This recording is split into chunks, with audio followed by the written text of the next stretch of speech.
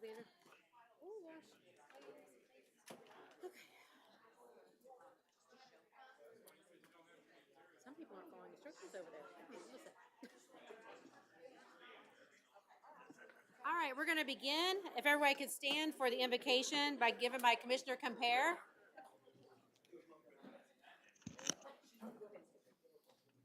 Please bow. Gracious Lord, thank you. Thank you for today.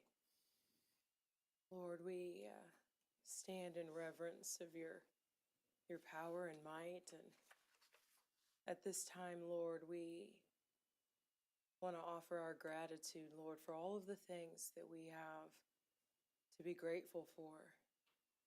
Lord, at this time, we're asking you for wisdom, knowledge, and understanding as we negotiate the tightrope that is county government. Lord, please lead us. Give us eyes to see, ears to hear. Lord, help us to not just have the insight, but the virtue to carry it out. We need your help, Lord. If you don't help us, we have no help, God. Please come through. We say thank you, Lord, for this county, for this state, for this country. We ask your blessing, God, on all that transpires within our borders at every level, state, federal, local. It's in the name of Jesus I pray. Amen. Amen. All right, so our veteran-led pledge today is by Master Sergeant Sonia McKenzie. She retired in 2021 after more than 24 years of service in the United States Air Force, serving in Colorado, Mississippi, Washington, D.C., England, and Saudi Arabia. A proud third-generation service member, she joined out of a deep sense of duty and went on to serve with honor, supporting missions that improved the lives of others. Her military service taught her to lead with confidence, adapt quickly, and rely on teamwork to accomplish the mission, while gaining a deep respect for integrity, accountability, and caring for others, values that continue to guide her today. Her favorite part of her military experience was the people, the daily moments of working side by side with others who felt like family, sharing a deep sense of connection, purpose, and pride in serving something greater than ourselves. Now a Middleburg resident, she continues to serve her community as a veteran care coordinator with Mission United, United Way of Northeast Florida, and a volunteer with Clay County District Schools at Tynes Elementary. We thank you for your service to our nation and for your continued service to our community. Thank you, Please lead us in the pledge, and then if you'd like to say a few words. I pledge allegiance to the flag of the United States of America and to the republic for which it stands, one nation, under God, indivisible, with liberty and justice for all. Thank you, Commissioners, for the opportunity to be here and to say the pledge. I appreciate the time and the service that you guys do for our great county, and I look forward to hearing all of the good things that you guys continue to do.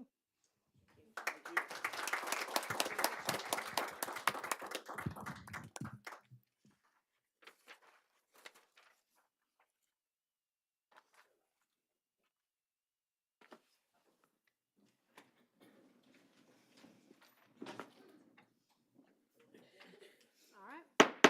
Call to order the Board of County Commissioners meeting for February 24th, 2026. And we have all commissioners present except for Commissioner Condon. And we'll go on to pet adoptions. Our first cat today is Time, a neutered male, domestic short hair, 2 years old. Meet Time, and yes, he knows he's stunning. This super friendly feline is serving looks with those absolutely gorgeous blue eyes that will stop you mid-sentence. One glance and you're hooked. But he's not just a pretty face. Time is an affectionate, outgoing, and ready to make himself right at home in your lap or directly in your business. He greets you like you've been gone for years, soaks up attention, and brings that perfect mix of charm and confidence. If you're looking for a cat who turns heads and steals hearts, Time is ready to spice up your life in the best way possible. Next, we have Kiara, spayed female, lab mix, 53 pounds and a year old, and heartworm negative.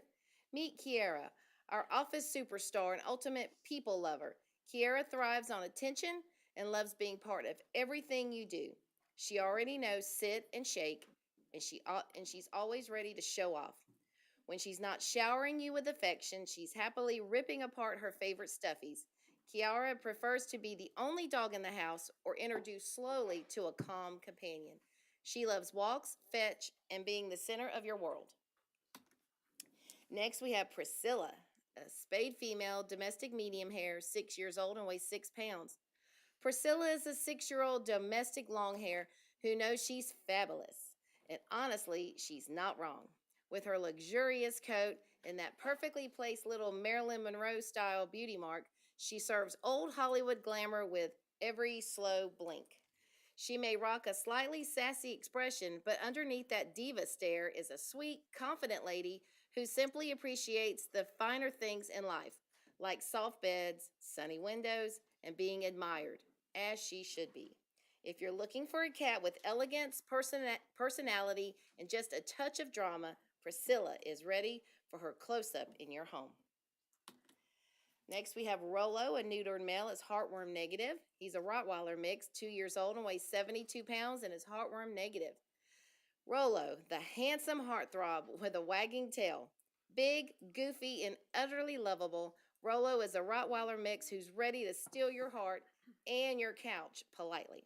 Dog-friendly and full of charm, he's been patiently waiting for his forever home. With a wagging tail that doubles as a happiness meter, this gentle giant is equal parts snuggles, goofiness, and swoon-worthy good looks.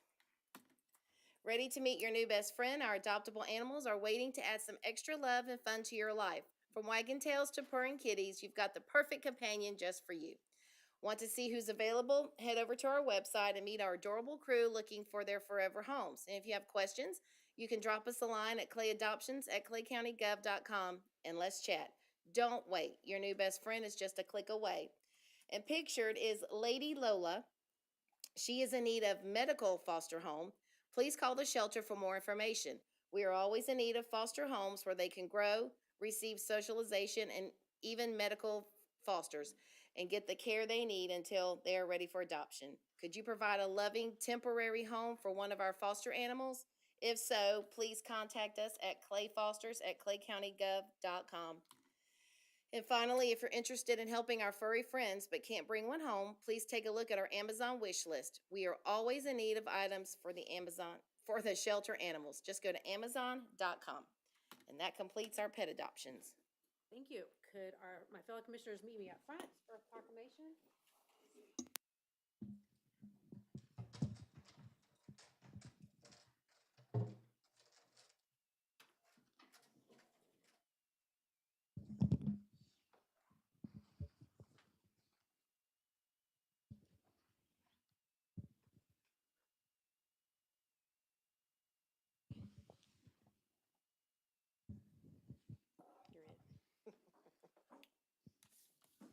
All right, so we have one proclamation today recognizing Colorectal Cancer Awareness Month.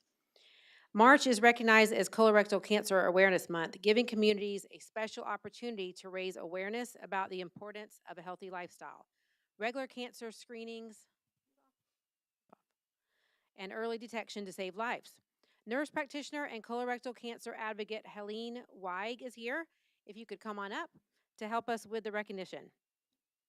After we read the proclamation, we welcome some brief remarks.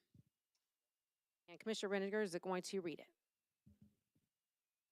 Okay, and I think this is on, right? This is a proclamation for Colorectal Cancer Awareness Month in Clay County. Whereas in February 2000, President Bill Clinton designated March as National Colorectal Cancer Awareness Month to promote screening, and it has since united patients, survivors, caregivers, and advocates in raising awareness about colorectal cancer. And whereas about 1 in 24 people will develop colorectal cancer in their lifetime, and in 2026, an estimated 158,000 people in the United States will be diagnosed, and 55,000 will die, making it the second leading cause of cancer deaths overall. And whereas, although most colorectal cancer cases occur in people over 50, it is the deadliest cancer for those under 50 and is expected to kill about 3,800 people ages 0 to 49 in 2026, underscoring that no one is too young to be at risk. And whereas colorectal cancer is highly preventable through screening, highly treatable when detected early, and has a 91% 5-year survival rate when found at the earliest stage, yet only 1 in 3 eligible Americans are not up to date on screening. And whereas screening is the best way to prevent colorectal cancer, people at average risk should start at age 45, while those with symptoms, genetic conditions, or first-degree relative with the disease should talk to a doctor about starting earlier. Now therefore be it resolved that the Board of County Commissioners, Clay County, Florida, does hereby proclaim March 2026 as Colorectal Cancer Awareness Month in Clay County. And in so doing, we honor the patients, survivors, caregivers, those we've lost, and the researchers working to eliminate this disease, while encouraging healthy habits and regular screening to lower colorectal cancer risk and improve outcomes. This was duly adopted by the Board of County Commissioners, Clay County, Florida, this 24th day of February 2026. Do I have a motion? I have a motion and a second. All those in favor? Aye. Any nays? Thank you very much.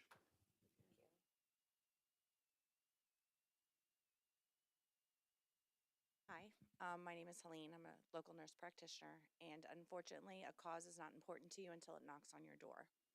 Well, it knocked on my door, it took my husband, and left me with a mission to prevent everyone else from going through what we went through. So I just want to say thank you to all of you. Thank you so much. I appreciate it.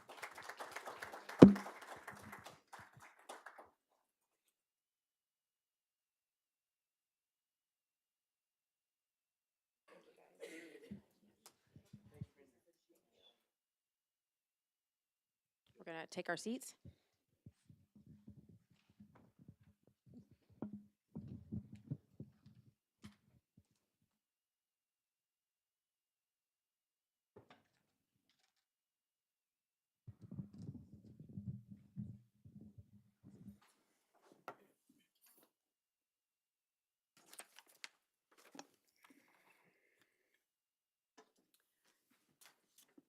Today's agenda includes a declaration recognizing March 9th through 15th, 2026 as Flood Awareness Week. Clay County has experienced severe weather, including heavy rain and tropical systems, resulting in repeated flooding and property damage. During Flood Awareness Week, residents are encouraged to know their flood risk, consider flood insurance, prepare an emergency plan and supply kit, and stay informed about weather alerts. You can read the full declaration attached to the meeting agenda. All right. And we will move on to presentations. Safe Streets for All study presentation. Representatives from Foresight Group will present their analysis and recommendations for improvements to implement a Vision Zero program with the goal to reduce traffic fatalities to 0 by 2050. Welcome. Good evening, Madam Chairwoman, members of the Commission. Appreciate the opportunity to be here tonight. My name's Eric Stevens. I'm with the Foresight Group. We've partnered with the county staff to put together a comprehensive safety action plan. My partner with me, Doug Stoner, is here with me as well. He is our Director of Business Development and also has worked with us from an engagement standpoint. So we have a quick presentation. We've had an opportunity to, hopefully you've had a chance to take a look at this, to kind of walk through what it is. And so I'm going to let Doug start off when he talks a little bit about what is Vision Zero. Thank you, Eric. Good to see y'all this afternoon and see y'all again. I know we've talked before. So Vision Zero, for those who may not be aware of, is a concept that the Department of Transportation, USDOT, has come up with over the last 20 years. And what it's about is what it says, Vision Zero, meaning getting to 0 fatalities or serious injuries on our roads here in the United States. Several years ago, like I said, they've been talking about this, and it's looking at what we call a 3-legged stool approach to Vision Zero. In other words, how do we get there? And it's to get there by the year 2050 is the goal that the USDOT has set up. And it's looking at, what we've done is looked at your policies, and you can see here on the thing, look at education, enforcement, and projects. Again, we call it the 3-legged stool is the issues that we look at. And so what is getting to Vision Zero? Well, that's through a safety action plan. And that's what we call an SS4A, Safe Streets for All. You know, we love our acronyms in government and everything. So this was something that in the last transportation authorization bill that Congress passed back in 2021, they actually put money out for local governments to go after. And this idea is looking at it from a bottom-up approach instead of a top-down approach, which is what had been done in the past. And we're asking local governments themselves to get this grant to take a look at it. And that's what we've just done for this community, is take a very deep dive into looking at the issues from your level and understanding what's unique to your community and what those issues that need to be addressed. And so that's what the Safety Action Plan is, a strategic roadmap designed to improve safety and prevent injuries or fatalities. Now, I will say this, Vision Zero is a noble goal to get to zero. I think we all understand that may not be possible in the end. But the attempt to try to understand what the challenges are in this community, and not just in this community, but across the country, is definitely going to improve and reduce those fatalities or serious injuries in your community. And so that's what Vision Zero is, and that's what Safe Streets for Action, for All, is about. And so, again, y'all were very fortunate to receive this grant. They hand out about $1 billion a year across the country, and you can imagine there are people competing for this grant. So I have to say congratulations in the sense of you as a community receiving it, and also to your staff going after it, because I would say, what did you say, Eric? Barely 10% of the folks who apply get the grant. So again, congratulations in the sense of y'all receiving it. Now I'm going to stop here. I'm going to turn it over to Eric and let him talk a little more details about what we've seen in this community and what the recommendations are. Thanks, Doug. One of the things that, and Doug should be very proud of, and the staff here, is that these plans are built on public engagement. And we got a lot of feedback from the public through various public meetings and survey results that we got. Some of the interesting takebacks here from a thematic standpoint are listed above about people's feeling about safety and surprise. These are behavioral issues that are out there, like phone usage and disregarding traffic signals, are highly worrisome to a lot of your constituents here. So we take a lot of that feedback and we start looking at 5 years worth of data to look at what are the trends and where are the locations. You see a map that shows kind of the heat map of where most of the fatal and severe crashes have happened in the community. But also one of the key things is looking at some of the safety themes that we see, which is, again, you're having what your vulnerable road users, those that are older and those that are younger, are disproportionately having a majority of the severe and fatal crashes, as well as we saw a high incidence of DUI, and a lot of these crashes are happening at night. That's all based on the 5 years worth of traffic data that was collected. And what it really comes down to is that when we start looking at that and trying to look at where would be the most critical places for you to spend your time from a project's perspective, is on what I would call the Clay County Triangle, which is focusing around US 17, 21, and 16, and the confluence of those. Here's a further kind of map that shows in detail.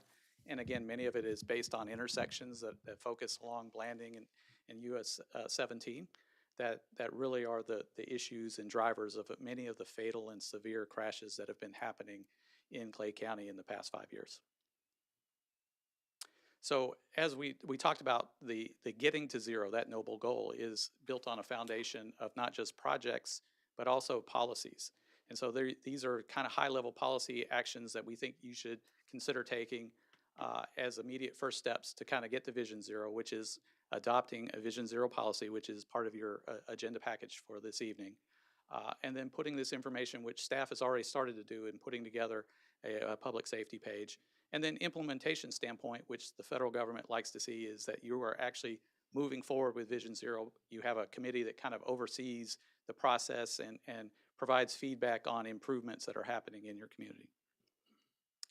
Further down the Pike scale, we've looked at all of your regulations, your ordinances from a lens of safety, and there is a program of kind of safety improvements from a policy perspective that we recommend that's in the report. We have places in your code where we've actually gone in and given line item recommendations in certain spots of the code that could be improved, again, from that lens of safety.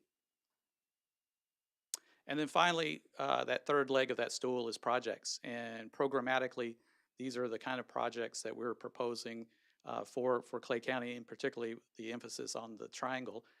These are all kind of programmatic intersection improvements and items that would help either make people slow down or be able to be aware of an intersection or be able to safely navigate an intersection.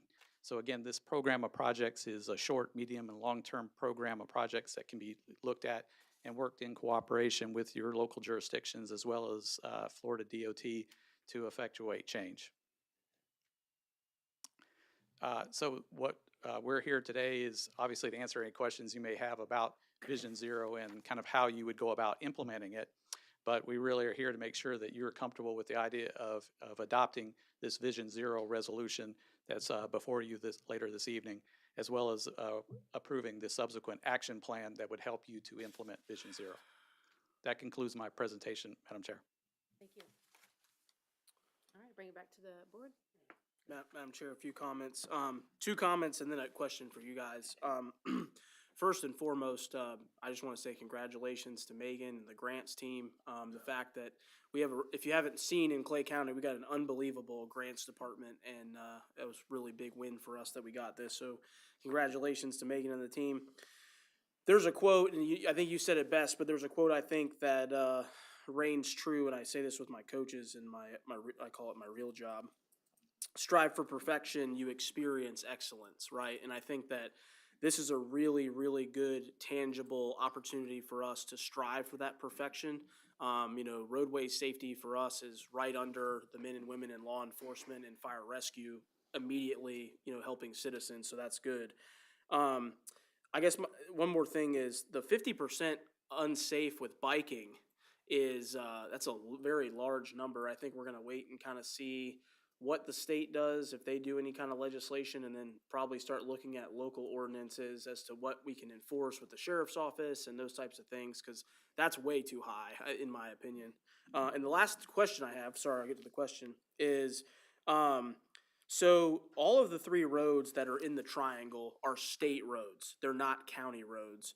In your expertise, how have you, and I think we do have a really great relationship with FDOT, with this commission, our engineering department. How have you guys seen local jurisdictions improve that relationship to where we can kind of, work with the state at an even better pace?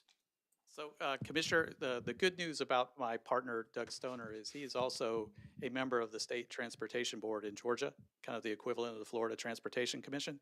So we have an expert from a DOT perspective and the lens of how they work with local government. So I'm going to let him take this question. Awesome. No, it's a great question, and obviously, to your point, yes, those are three highways that are maintained and overseen by the state of Florida. To your point, the fact that you're going to have this plan, the fact that you've identified where these issues are, gives you a leg up right off the bat to be able, when you're having your conversations with FDOT about these issues. And so that it's not just, hey, we think we have problems and we kind of think we know what it is. You know what it is. It's clearly defined. It's based on data that we got from FDOT, obviously, and everything. So you're going to be able to go in there very specifically to make specific requests. Now, like anything else, let's be honest here, they're going to say, well, what are you going to bring to the table? Well, first thing you bring to the table is you've got a plan. And that's a big step where most communities, with all due respect, probably don't have this. So that's going to be where you can really start that conversation. And obviously at some point you'll have to have that discussion about what's priorities and things like that as it relates to these intersections. Last question for me, when you guys have done these in other jurisdictions, was there anything that stuck out that was different about Clay County as opposed to other places? Well, to be very frank with you, the DUI. That was one we have not really seen in other communities. Other communities we've seen where actually, when you see that number, it's referring to, that is what the cause of the fatality or serious injury, a DUI, was related to that crash. And so what we've seen in other communities, just to give you an example, is we've seen communities where like 33% of those fatalities or serious injuries were due to people not wearing their seatbelt. So, but to be very frank with you, this was the first community we've seen with that issue. Now, we can't tell you why. Now, we're both from Georgia. We were kind of joking maybe it had something to do with the Georgia-Florida game. I don't know about that. But you can blame it on all the Georgia folks. But he went to Georgia Tech. I didn't go to Georgia. But all that to be said, that is obviously something that stuck out, and that's why we highlighted it.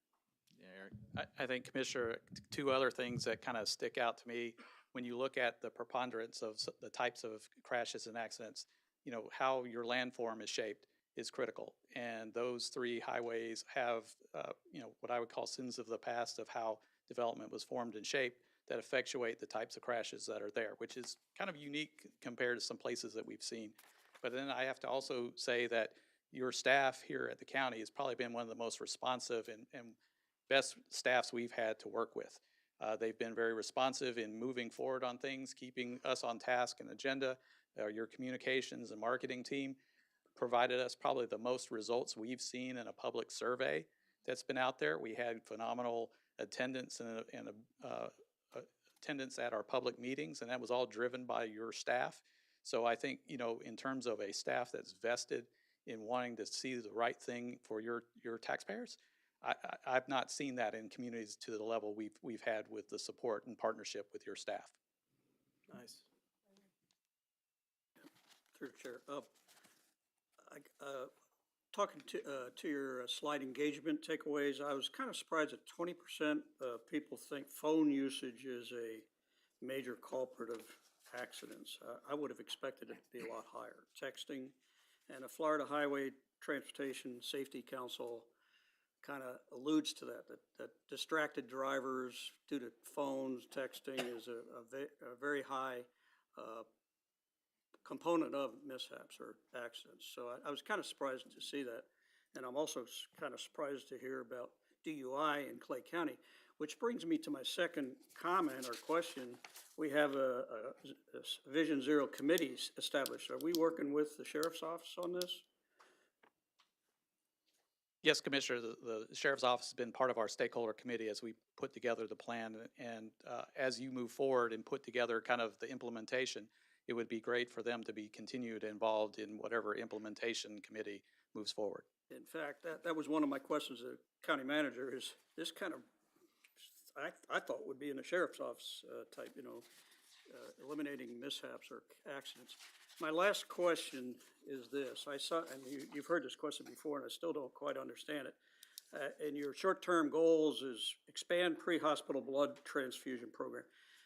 And this is a mishap prevention, reduce, you know, how does that make that list? Yes, sir. Well, a couple things.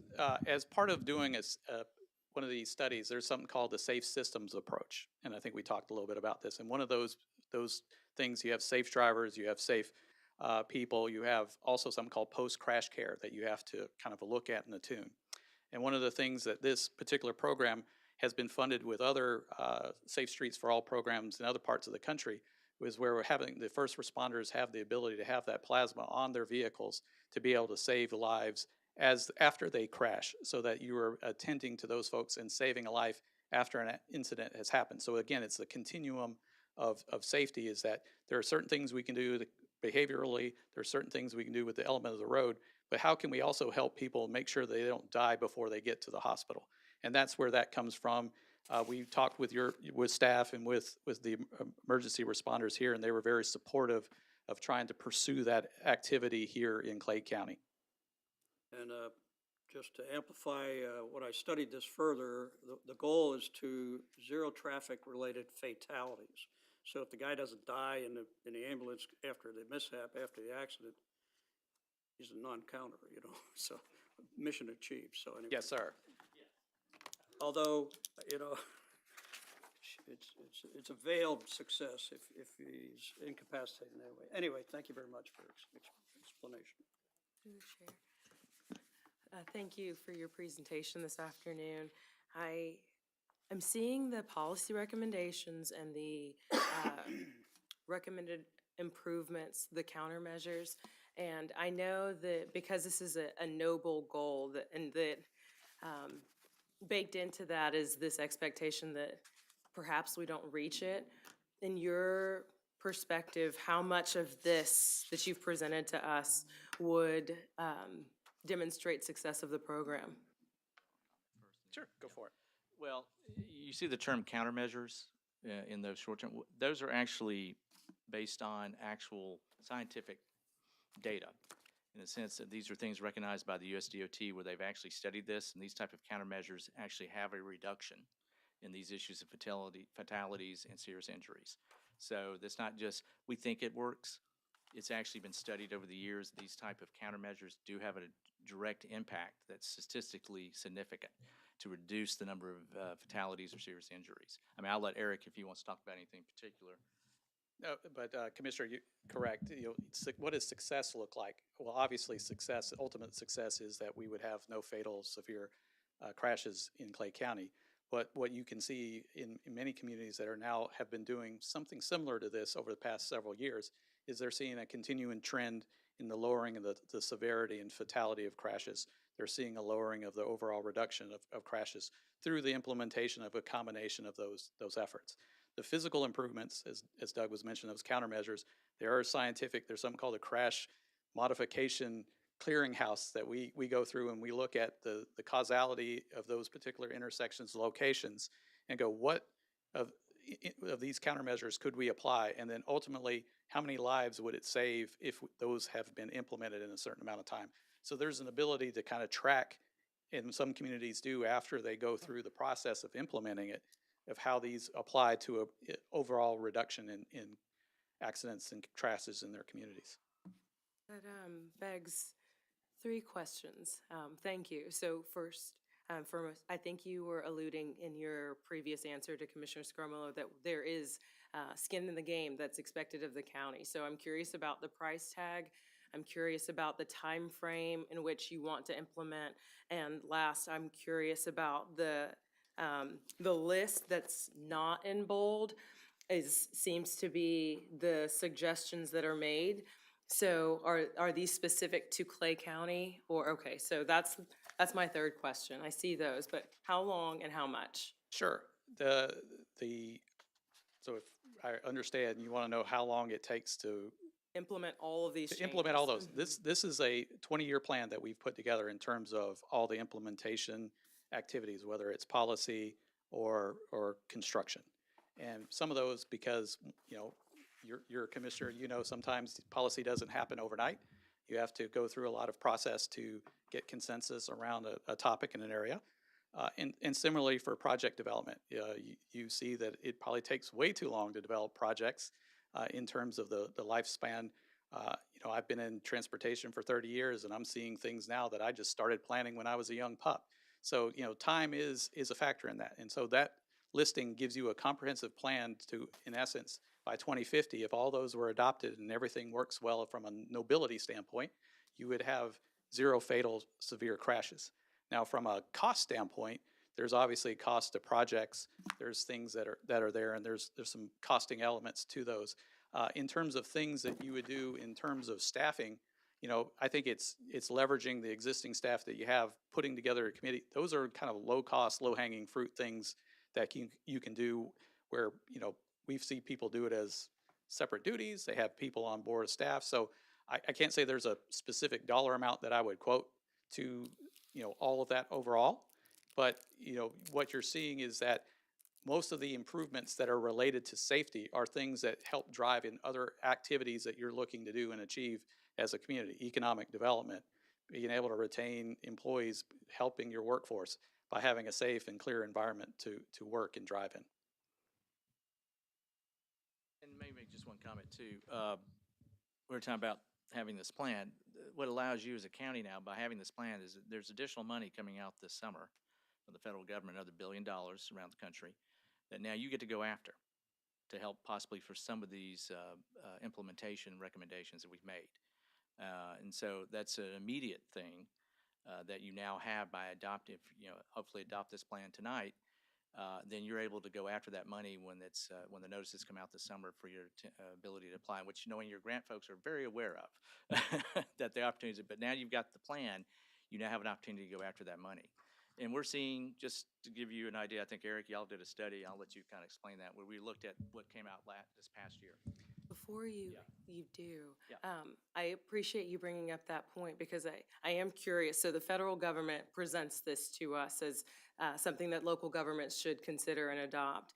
Are they also projecting that the funds will be available for the next 20 years? No, I'm not going to say that because we do a just to explain, the U.S. government always does a 5-year transportation plan. So every 5 years, they'll authorize for another 5 years. Currently, the Congress is working on a updated one because this one expires at the end of this coming fiscal year. So, but the point is, there's still $1 billion out of this current program that you get to go after immediately now that you have this plan that you adopt.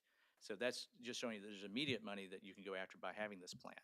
Obviously, having this plan allows you to go after future money potentially when that is authorized by the Congress. But also you see this, I'm not going to speak for FDOT here, but in our state in Georgia, we're also looking at communities who have plans like this of helping, working with them, where we bring some money, they bring some money to the table to address these issues because they have a plan and everything. As our commissioner of DOT says, I'm happy to help communities who help themselves, So I suspect it's hopefully similar here in this state. But going back, I think, Eric, you were going to make a comment. Yeah, having worked in the Senate and worked on authorizations that Doug's talking about, is that they always get done. Transportation is a key part of it. And so it's done and broken into pieces. But every time that we've done a transportation authorization bill in the country, it's put more money into safety. And with the interstate system kind of at a close, more of the funding for gas tax is going to safety-related improvements. So I don't see we may not call it Safe Streets for All next year. It may be something else. But the idea that you are going to try to implement safety improvements in Clay County, there'll be funds that'll be available to go after now that you have a plan in place to seek them. The last question, if I may, Madam Chair. So $1 billion, $1 billion available to us, that's at the federal level. So does that mean every jurisdiction is vying for the same $1 billion? That is correct. Yes. So Every jurisdiction, excuse me. Yeah. Every jurisdiction actually has adopted one of these plans. So all of us are vying, or if Who have we an were to adopted adopt this. plan, yes. There are communities currently going through studies who are going to miss this opportunity, to be very frank with you, because they're not going to get their study completed in time. As one of the things talking with your staff, that we, in a sense, accelerated the study so to make sure that you did not miss this opportunity.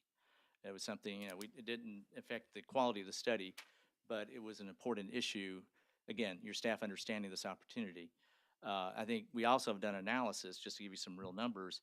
What we saw last year in the sense of what we call implementation money, the average grant for those who won that was somewhere around 10 to 12 million, about 10 to 12 million dollars for projects or projects and everything. So still not that's out of $1 billion, but the point is that that's still a good chunk of money that y'all could potentially use. Again, it's a competitive process. You are competing with other folks.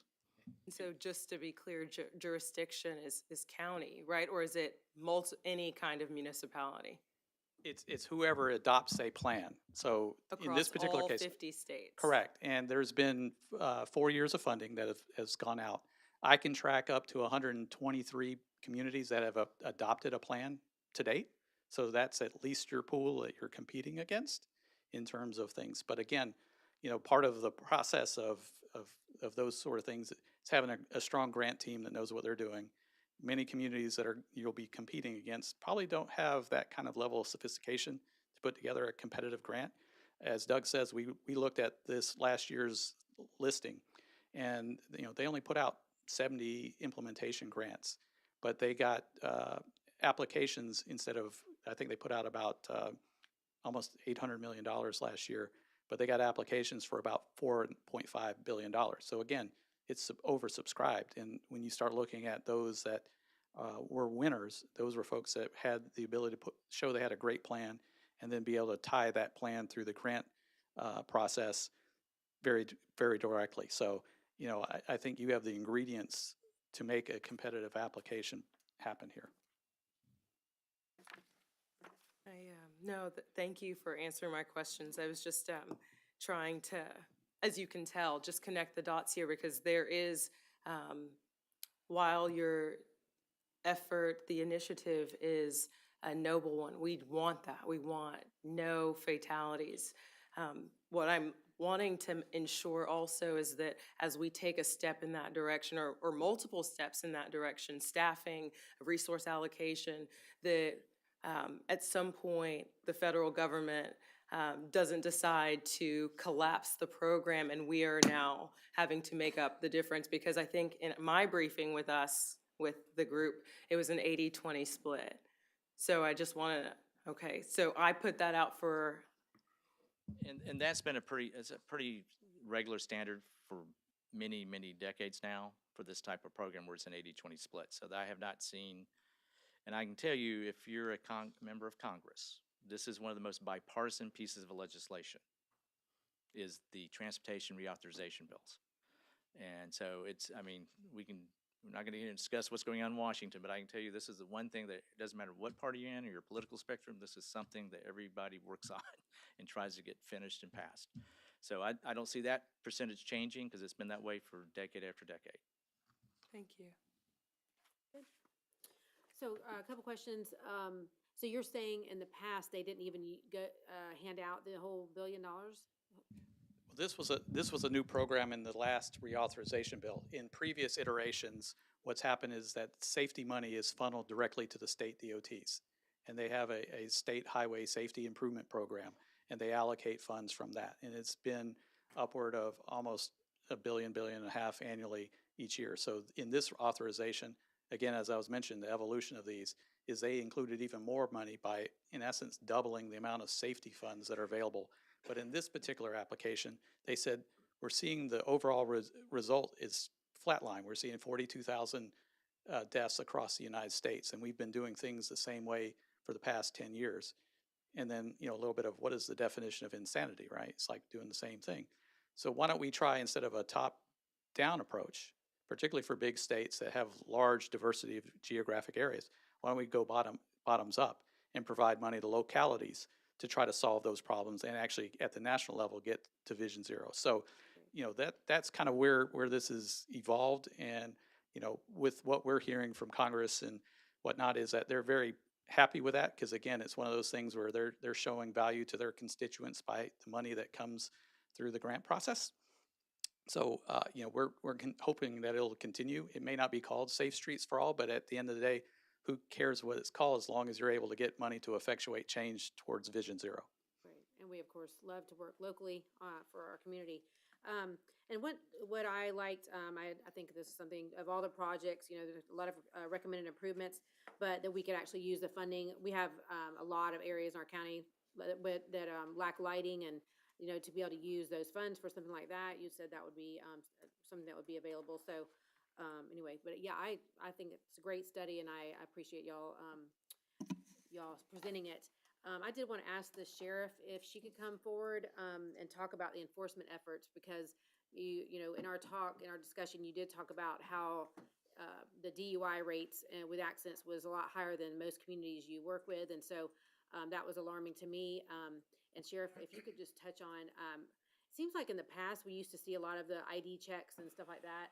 And it doesn't seem like we see those much anymore. And if you could just, is it safety problem maybe? And then whenever we've seen them in the past, it seems like we announce them. And I'm like, why do we do that? Why do we, Right. can't we just, if it's going to be a surprise, maybe it would deter them more from doing that. So. Well, thank you for the opportunity. First of all, we're very much in support of the Safe Streets for All efforts. And we had team members that were a part of this study and very much appreciate the work that they did. We're all in on this. Just sort of as a point of reference, last year our agency deputies conducted almost 40,000 traffic stops. So traffic enforcement is at the top of the list of our efforts every single day to keep this community safe. We did have just over 4,300 crashes in 2025. We worked one fatality. Typically in Clay County, FHP will work fatality crashes, and our records indicate they handled 23. That number may go up if somebody passes after the first of the year and they have to retro the number back. But so we had about 24 fatalities last year in the county. As far as DUIs, the last 2 years, we've made over 200 arrests each year for DUI. So DUI is definitely something that we take very seriously. It makes sense that the DUI crashes are happening on the bigger roads because those are the primary roads that people use. 16, 17, I mean, that's the two main north-south roads. So it doesn't surprise me that the fatality crashes are happening on those roads. And we're doing almost 40,000 traffic stops. We'll continue our efforts. I will say that every 2 weeks, we meet with our team, that includes our traffic team, to go over what they are seeing, what they are hearing, and where they're writing their tickets at. And our traffic efforts, if you took that crash map that they put up at the beginning of the presentation, our citation map, you can put them on top of each other, they match perfectly. So we are working the areas where the crashes and the fatalities are happening. As far as DUI checkpoints are very manpower intensive. You have to announce them. We do occasionally do them. We take a little bit of a different strategy though. If we get complaints of certain driving patterns or behaviors in an area, we will do what we call a saturation. So we will flood the area with deputies, and you probably see these, or you see people talking about them on social media. We do a saturation, and we did a saturation this past week on Wells Road, between Blanding and 17. So we'll do saturations. The DUI checkpoints are not only extremely manpower intensive, you do have to announce them way ahead of time. So we do them, but we have just as much success with the saturation deployments as we do the checkpoints. Because when you announce the checkpoints, many people turn around and go the other way, so. So that's by the state that you have to announce it? Yes, ma'am. Gotcha. The statute? I believe it's a statute, yeah. You have to announce, you have to notify your community, yeah. Madam Chair, if you don't mind, I have a comment on that because of my position. To your point, I don't want to put all the burden on the Sheriff's Department. The other element of this is education. So it's just like what we see in communities where we're seeing people die because they're not wearing their seatbelt.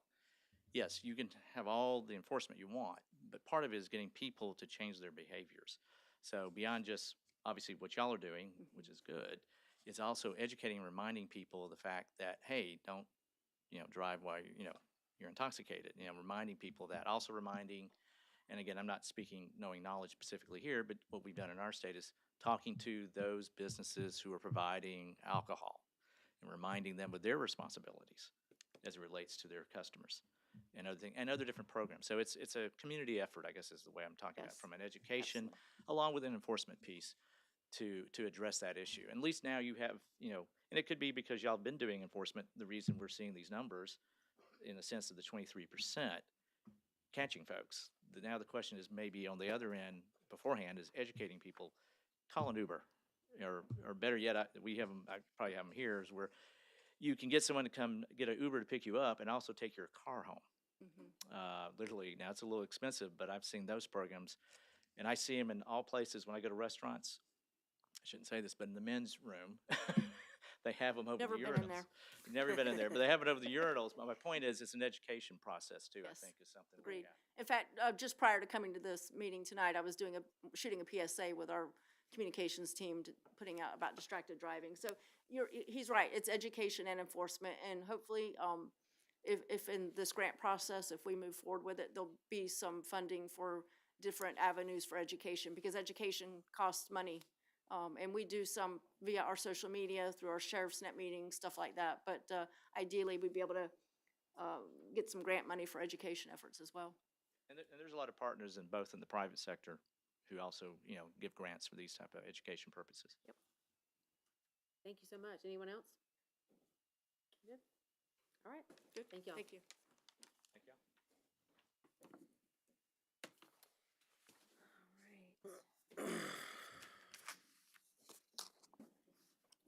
All right, we're gonna move on to constitutional officers, and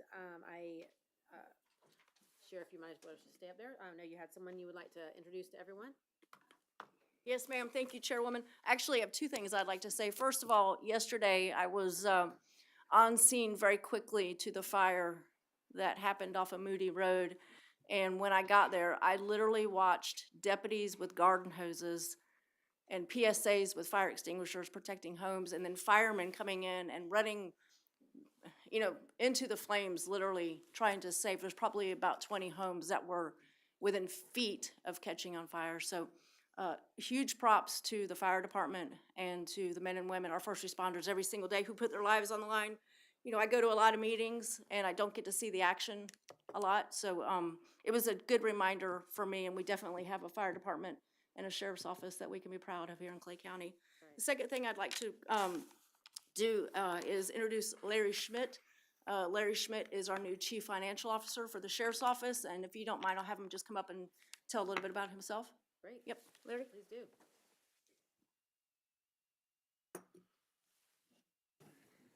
Good evening. As the sheriff said, I'm Larry Schmidt. The sheriff and I worked for over 20 years together at Jacksonville Sheriff's Office before coming to the side of the bridge. I was with them on both the sworn side and the financial side. I'm looking forward to working with you and serving the residents of Clay County. Excited to be here. Wonderful. Welcome. Glad to have you. Thank you. All right, thank you. Good. Any questions for me?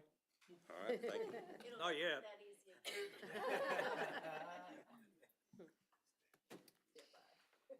All right, enterprise risk management update.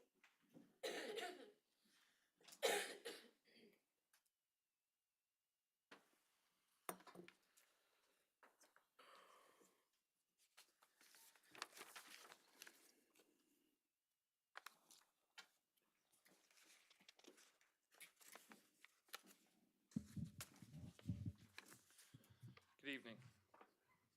I know most of you know me already, but for those that don't, I'm Nick Miller. I'm the Inspector General. I work with the clerk's office. I want to take some time tonight to discuss enterprise risk management. I know that it's been mentioned a few times. It's something that we're actively working on over at the clerk's office, and I think it would be really beneficial for the county as well. I've met with most of you commissioners and given you kind of a highlight of this. For those that didn't, I'm just going to recap it. Essentially, enterprise risk management, the idea behind it is that we're identifying the critical risks to the county, so that way we can target our audits around those risks to make sure that the appropriate safeguards and controls are in place to mitigate those risks. Basically limit them as much as possible. Specifically, we look at the strategic goals that you all have. We take the risk categories, or we kind of filter it down to a risk category, and then identify those various risks, and then see which departments and processes are impacted by that. I put up an example of one of your strategic goals, which is to maintain a 90% employment rate for first-year employees.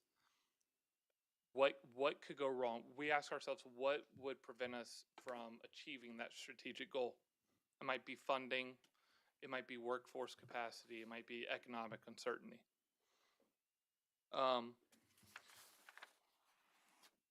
So once we have a full list of all the risks, and we've developed some. I have a listing here. It didn't make it into these slides, but I'll provide you a digital copy. Once we have a listing, you all can take a risk assessment where you score the risk. We take that information, that data, and we rank them high to low and see which ones are the biggest impacts to the county. Some of the categories, again, it could be funding, workforce capacity, capital project delivery, regulatory and compliance, cybersecurity. I know that's a big one for everybody. Intergovernmental and partner dependency, community trust, economic uncertainty, data quality, that's obviously a big one, asset maintenance, and equity and service accessibility. So again, I'm going to provide you all this list of risks that we've preliminary come up with, but I need to know which ones that I may be missing from our list, because you all know the county way better than I do.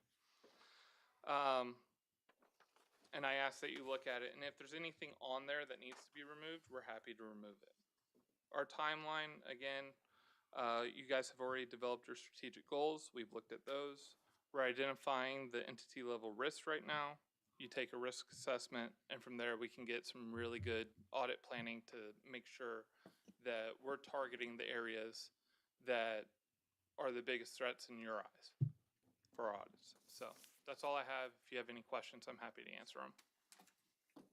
Anyone? Go ahead, Jimmy. Got a question too? Yeah, through the chair, first of all, are we doing, the clerk's doing it over in her organization, are we engaged in this process at the county level? Yeah, yes, sir. Okay, so, you know, we listed a bunch of, risk categories. We were partial to that. Yes. We were. Fine with those. Yep. Okay, And Madam Chair, if I may, we've been in comms with Nick and the team, and both the clerk comptroller on this, and was expecting this to come out and look at it. It kind of falls in parallel to Dojing, and also those areas that were at risk, and then combines nicely with our strategic plan. okay, more specific, I had questions about, when we assess the risk, we have scores 1 to 5, and I assume 1 is low risk and 5 is higher risk. Correct. We look at the impact and the likelihood. The likelihood obviously is pretty self-explanatory, 1 to 5. The impact is, I'm going to work with county manager and the various ACMs to determine what those thresholds are as far as what would be a high risk as far as a monetary value. And how do we differentiate a 3 from a 4?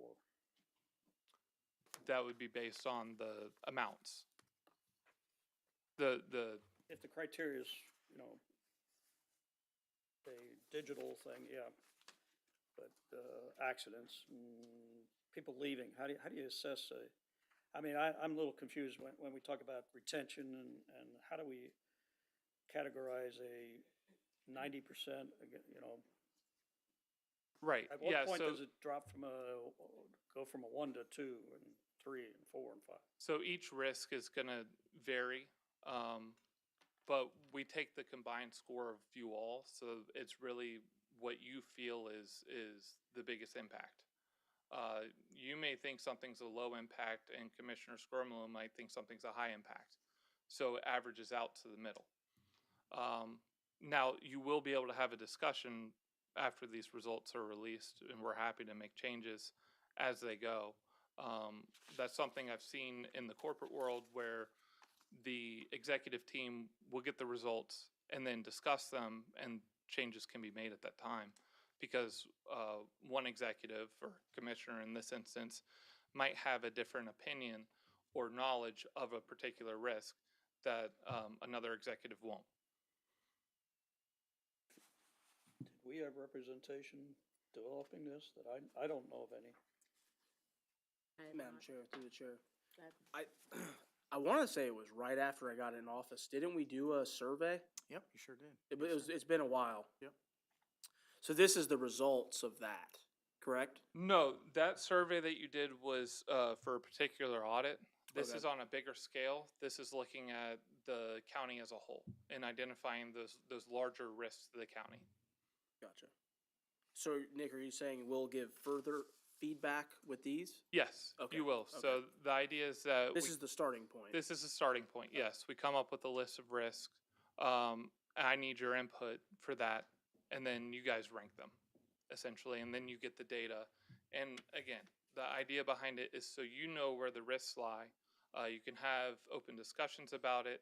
You can talk to county staff about how they're mitigating those risks, as well as we'll be able to develop audit plans that are targeting those risk areas to make sure those safeguards are in place. Madam Chair. One question I have, Nick, is number one, funding and revenue shortfalls. Is that in relation to the strategic plan goals, or how is that measured? These risk categories really come from best practices that we've seen out in the world. So these are general categories. Because I think, many people can make the argument, you're never going to have enough resources, right? So that's where I wonder, what's the litmus test of saying, yes, you're in a sweet spot where you're going to attain your which I would say is probably the strategic plan goals, but, you know. Okay. Yeah, and there's certain risks that can't be fully mitigated, right? They can't be eliminated. That's what a risk is. But making sure that there's certain measures in place, whether it's again developing a program or assigning staff, it really depends on how much that risk costs versus how much you're willing to accept. So we'll be discussing with Howard, with you, and then getting back with him further. Madam Chair, if I may, I mean, before, he needed to brief this before we moved forward into in-depth on this. And as prime example on slide 2, you can see it just takes one strategic goal of 90% retention rate and breaks it, you know, completely down. So I think the goal here overall for having him brief this would be to just get approval, consensus, and to move forward on it, and to dive down into it a little bit more. So again, we started with our strategic plan, our first ever one. We made modifications a few board meetings ago. We've driven down into KPIs for each department now. We never had those before. Now we're better positioned so that we can take a look at this and work as a team with the IG's office to identify these risks, is the bottom line. So I need a motion? Or just consensus, I think is fine. Yep. I'm all for it. I have a question. Which department's working on this? Well, in conjunction both with the Commission on Auditors, but also for the ACMs in whatever particular department of the strategic plan is. Yeah. Organization-wide? Yep. Yes, sir. Yeah, I definitely like it. I think that we can, I personally would like further, you know, discussion on a lot of these, but I think it's a good start. And if I may too, early on when the IG department was revitalized and that we had like kind of a, just which departments were going to be inspected, right? And I think early on we kind of talked about that. That was a nice thing to have. That was something I was familiar with in the Navy to say, hey, here's what we're going to, you know, inspect you on and kind of just know that each month there was a particular department going to be inspected. Here, I think what Nick has proposed here is fantastic, that it drills down even further. It's not just this arbitrarily each month, this is what's going to get inspected type of deal. There's a reasoning behind it, and it gets more input from the board in order to move forward on it. I have a question, Madam Chair. Howard, as the county manager, when we're looking at this ERM process, so he isolated one strategic goal. From your vantage point, which categories should we be looking at for risk management? I think I mean, I have my opinion on it. I want to hear it, yeah. Yeah, and so for me, there's always a big three. It's life, safety, and cost, right? Are the three big areas that we really should be focused into. You know, that heavily weighs into public safety, law enforcement, safety of infrastructure, roads, and things like that. And then the final thing would be cost. You know, overall, looking at those areas of where there's extensive costs related and or savings could be had. So those would be three quick ones to talk about. But most importantly, Nick wants to get your opinion in each one of you. I mean, that was just mine. I mean, there may be other areas that we have risk in that we're not aware of or that you're very interested in. Thank you. Okay, thank you so much, Nick. Thank you. I think we have consensus. All right, we are past 5 o'clock. We will move on to 5 o'clock time certains. Starting with a substantial amendment to the Clay County Community Development Block Grant, Consolidated Plan, Annual Action Plan, and Citizen Participation Plan. Yes, good afternoon, Commissioners. Megan Covey with the Grants Department. The substantial amendment you can think of similarly to a 5-year true-up for the CDBG grant program. So as projects have been completed over the past 4 years, our staff has identified unused and available funds to rebudget in this final year of the program to fully utilize the grant award. So what we're proposing is to add an additional $900,000 to our sidewalk program So that would be an increase from $910,000 currently budgeted to about $1.8 million. It proposes adding $100,000 for nonprofit capacity building, which is a new activity to our CDBG plan, and it keeps administration costs the same at $150,000. So as I mentioned, really the new activity in the budget is for that nonprofit capacity building. The idea is that we would split that $100,000 between two nonprofits that presented proposals to the county. The first organization is Seeds of Grace, which is the 501c3 organization that works in coordination with Mission of the Dirt Road. As you know, they're very active in the High Ridge Initiative and in High Ridge Estates in the Keystone community, though their services are not limited to that area. Funding would provide staff support for them to provide direct services, which would include things like limited home rehab and support for the community cleanup programs in that area. The second proposal comes from Impact Clay, and funds would support the development of Linksy software to connect individuals with nonprofit services in Clay County. So staff has reviewed both nonprofit proposals with HUD to confirm their eligibility, and in fact, they are eligible. Both nonprofits understand that this funding is not available long-term, so both have confirmed that they have sustainability plans in place for these programs. And these were also areas previously supported by the county's Community Services Department. So this is a nonprofit partnership alternative to continue to maintain those services in the community. We did advertise a public hearing tonight, so we can do that, and then I'm also available to answer any questions that you may have.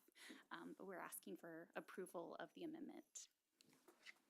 All right. I'll open up the public hearing. Anyone would like to speak? Close the public hearing. Bring it back to the board. I have a question for Megan, through the chair. Megan, you're asking for us to change, increase for the sidewalks, 900,000, and then for the nonprofit capacity, 100,000, right? Am I hearing that? Correct. Okay, Yes. so when you say, for the nonprofit capacity, $100,000 to support them in the process, are you talking about funds to onboard staffing? So you're asking for FTEs, like full-time employees for this work? So for Seeds of Grace, I know because it is a new nonprofit, they're building that capacity, which again is the intent of the HUD funds. They like those types of programs. So it would be, I don't know if it would start at a full-time person, but at least part-time. And as Seeds of Grace, does their own fundraising, their own grant seeking, they'll continue to grow staffing to support those needs. But yes, that's how the HUD funds would be used. Gotcha, okay. And then thank you. Impact Clay, my understanding is there are monthly admin costs to implement the software program, essentially. So, and that includes onboarding nonprofit agencies and, working through questions as they arise and that kind of thing. Which is to be distinguished from the admin costs of our program? That's correct. Okay. Yes. Can you clarify for me, when you say personnel, because they're a new nonprofit, are you saying that we would be, so let me ask from a different perspective. Once they are able to stand up their program, what happens to this person that has been onboarded to assist them? Well, they have a sustainability plan in place to maintain that personnel. So that is the goal. This is essentially just seed funding or startup funding to launch the nonprofit. Yeah.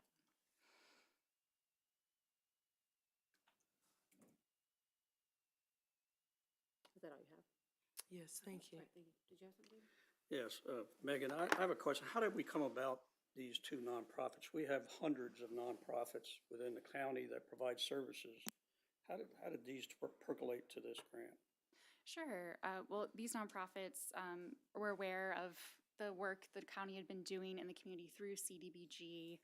They had projects that aligned with what our community services department was providing. And so that's how they came to be. As I mentioned, they did match the eligibility requirements of HUD. So we put it as part of the substantial amendment to collect public comment. I will say we did receive 2 affirmative responses from community members supporting the proposal. So it's the alignment with the program and alignment with the services we had been providing historically. But what I'm hearing is administrative costs. I'm hearing people, not services hopefully they'll provide service. Correct. But we already have organizations that provide services, so why wouldn't we go with somebody that's providing service to the community instead of building capacity? You know, I don't understand that. Well, the intent is that these positions, they would be providing services directly. So they would be, they're hands-on positions rather than just administrative, I would say. The other thing I want to clarify, because I was misled or misinformed, Brian Knight's out there who provides a software system called Linksy, I think, is developed. And it's supposedly, and my question was, the CARE portal also provides, it's an organization that provides similar functionality, but maybe not as efficient, but I was edified this afternoon that it's CARE portal, while others are somewhat dated, and this is more focused on Clay County, homegrown type thing. And I'm certainly supportive of Pragmatic Works and all the good work they do for our community. So, but I'm still having a problem with administration. I'm having a problem with FTEs, and I'm having a problem with the manner in which we got 2 nonprofits. When we have Quigley House, we have you name it, all kinds of nonprofits, Mercy Services. In fact, I just got an email this morning that I referred the individual to Mercy Services, and God knows how much resources they could use to serve our community even more. So I'm just questioning this a little bit. Madam Chair, I have a question. Megan, I guess one of the questions that I have is, has there been, in the past, up until today, has there been a time where the CDBG has funded FTEs? No, the nonprofit capacity building is a new budget category for the county. And, you know, Commissioner Renninger, I'm kind of right there with you. I mean, it was my first commission meeting, actually, that we had a very robust discussion about this. And, you know, while there is a need there, you know, that's kind of tough.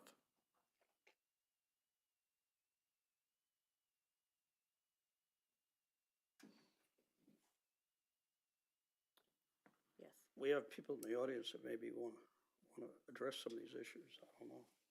All right. You'll do a public hearing? Are we doing that? We already had. You did the public hearing, but you want to reopen it? Oh. Is that what you're asking? That's true. It's up to the chair. Anybody want to Sorry. speak? Raise your hand. Open up the public hearing again.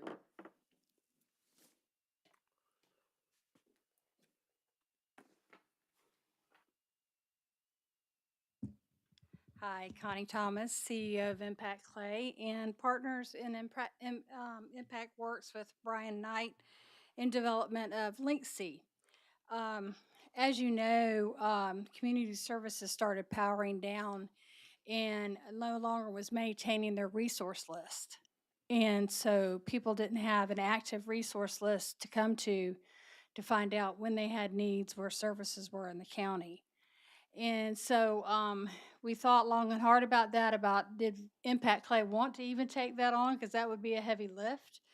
But we decided that with the AI world now, that there's got to be a better way to keep resources up to date so people can be served in real time as needs come about. So we went to Brian Knight at Impact Works and asked him, was this possible? And the next thing I know, several meetings later, we've drawn up Linksy. And right now, we have a pilot that we're working through. Linksy happens to be on the Clay County website.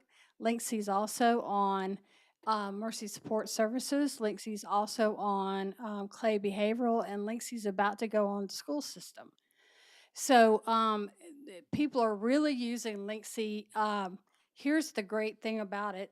When you go into Linksy, if you go to Mercy Support Service, you can go right there on your phone. You'll see Linksy at the top. You can tap him. You can say, I need veteran services. Linksy's going to pull up every veteran service in the county. And then it's going to ask you, do you want to use one of these? And then you tap it and you say yes. And at that time, it's going to say, would you like for us to send a referral for you? And so this is what's just genius that Brian has created, because there has never been a loop system where you get a referral to an organization and then Linksy reaches out a couple of days later and says, has your need been met? And so we find out if their needs have been met or not. This is new. Nobody does this as all. We're the first county to do this, I'm telling you. And so we find out if the need's been met. If it hasn't been met, it comes back to us, and then we're able to refer them to another space.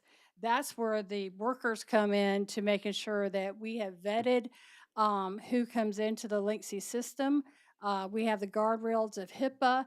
We had to go through to even have the contract to even do the pilot with the county. To have it on your website, we had to make sure our contract was HIPAA compliant and several other things to make sure it was okay.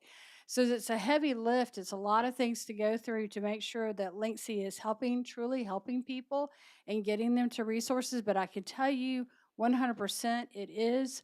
When you read the needs that come through Linksy online, you will just really sit there in tears. To find out that people are in that bad a need, and that Linksy is able to get them to the resource that they need. I can't say enough great things about it. It is a real time. As being a clinical social worker, I don't know if I was just listening.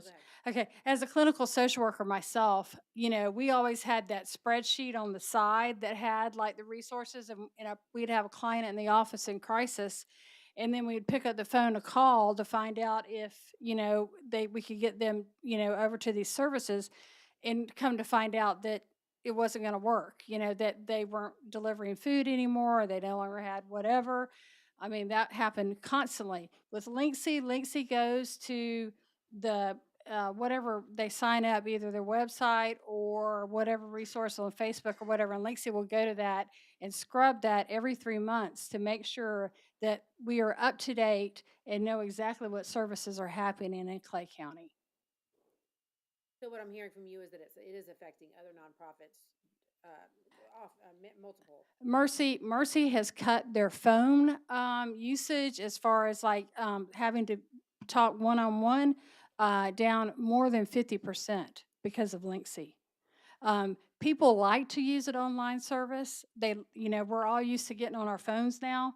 So to be able to go on Linksy right on your phone and find a resource yourself is very, very helpful. Thank you, Connie. Thank you. Yes, sir. Is there a fee to use this? No.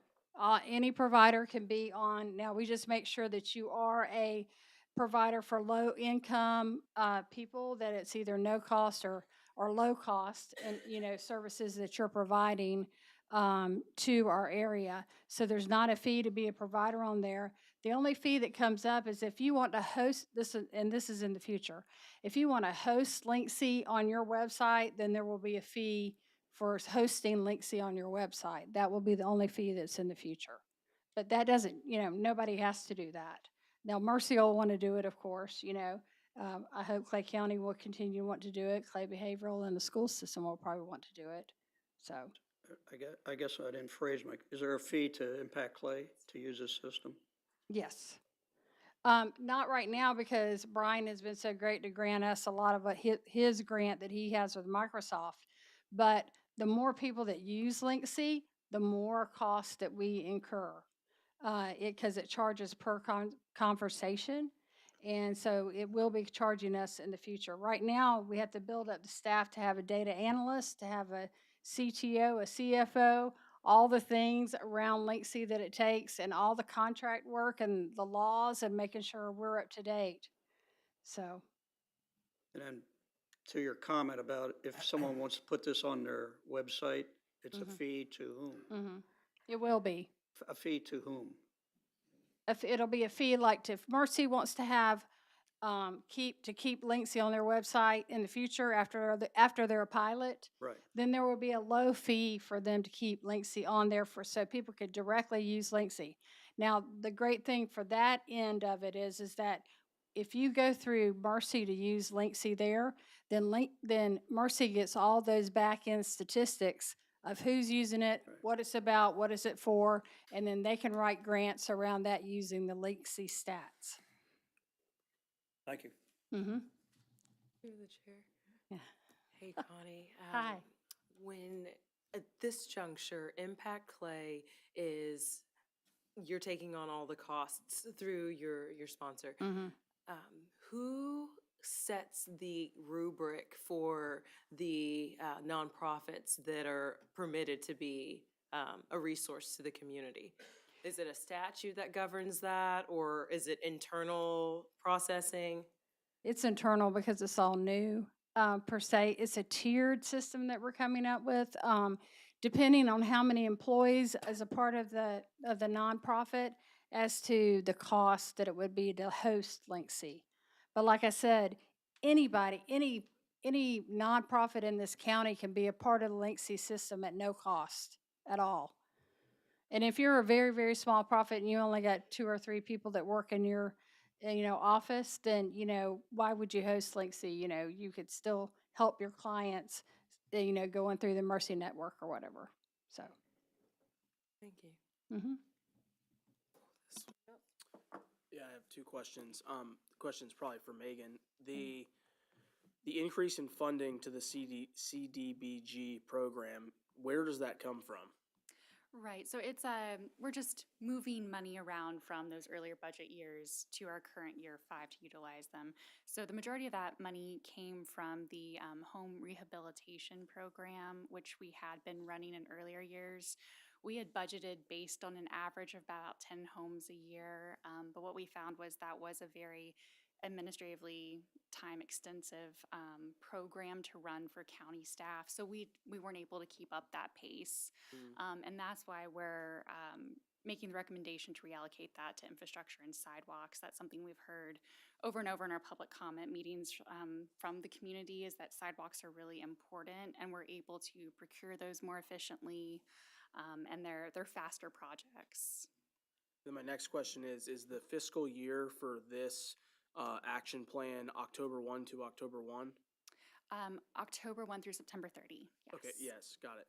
So, for instance, making this amendment, these funds would be sunset September 30th of this year. Correct. So my question to Connie is if the commission approves this, is Impact Clay willing to find private partners to fund that moving forward? We already have. After September 30th? Oh, right now and through September 30th, we're ready to move forward. So then why do we need the money? Yeah. So we're capacity building, we are expanding, so we're running makeshift as we're doing right now, right? So we're gonna keep doing it no matter what, because we know the benefit that it's bringing to the county. We're gonna keep doing it. But your money is gonna help us expand that capacity. Like, we have a data analyst, but she's not full-time. And she has already input 150 providers from Clay County Resources. She needs to really be full-time. There's just things like that needs to happen in the near future. But your sponsor is funding, why can't your sponsor fund that? If you said you already have a sponsor. No, we do have a sponsor, but not to that extent. We have a sponsor that sponsors Impact Clay and is willing to sponsor this to expand, but not to that extent. So we're having to look for additional funders to fund in for Yeah. Link C. And I understand, and listen, I think it's a great program. Like Commissioner Renninger said, a lot of our non-for-profits do outstanding work. The issue that comes into play for me is in my opinion, we're opening a door once again of non-for-profit funding, and it's just tough.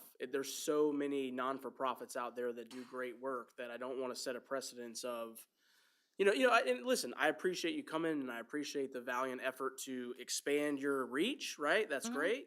But it's a little bit outside my blocking and tackling of what the commission is doing, in my opinion, but I'm just one commissioner, but. Question for Megan. This is a new category Correct. for expanding capacity. Yes. How many applied again? We only received 2 proposals. Well, So, and this fits into the definition of what expanded capacity is, correct? correct. So, I mean, I don't, And Commissioner Renninger? Well, my problem is transparency. We have so many nonprofits, so many good organizations doing work in Clay County. And all I'm hearing is we're gonna increase FTE, and that doesn't help those in need. I mean, directly, indirectly it does. I just, So we weren't transparent? I mean, the proposal has been advertised. We ran a 30-day public comment period. As I mentioned, we received 2 email public comments in support of Seeds of Grace and what they're doing in High Ridge. So yes, I think the information was made available. I will say the representative from Seeds of Grace had another commitment that cannot be changed this evening.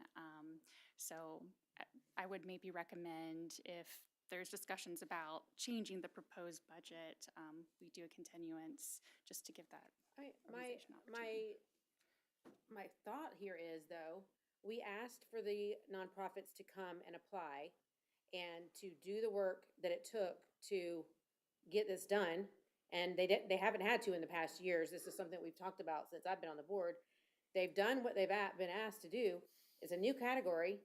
It's expanded capacity. What are the other definitions of expanded capacity that it would be besides FTEs? What is there a definition that you have for where the application was? It can be very broad. Now, we did not do a formal RFP for CDBG funds. We knew funds were limited. These proposals, as I said, were brought to us to consider. So they were specifically presented in the substantial amendment for public input. So we advertised, these 2 applied. Correct. This is what they need it for. It fits into the category description of expanded capacity. So I'm a little confused. I don't.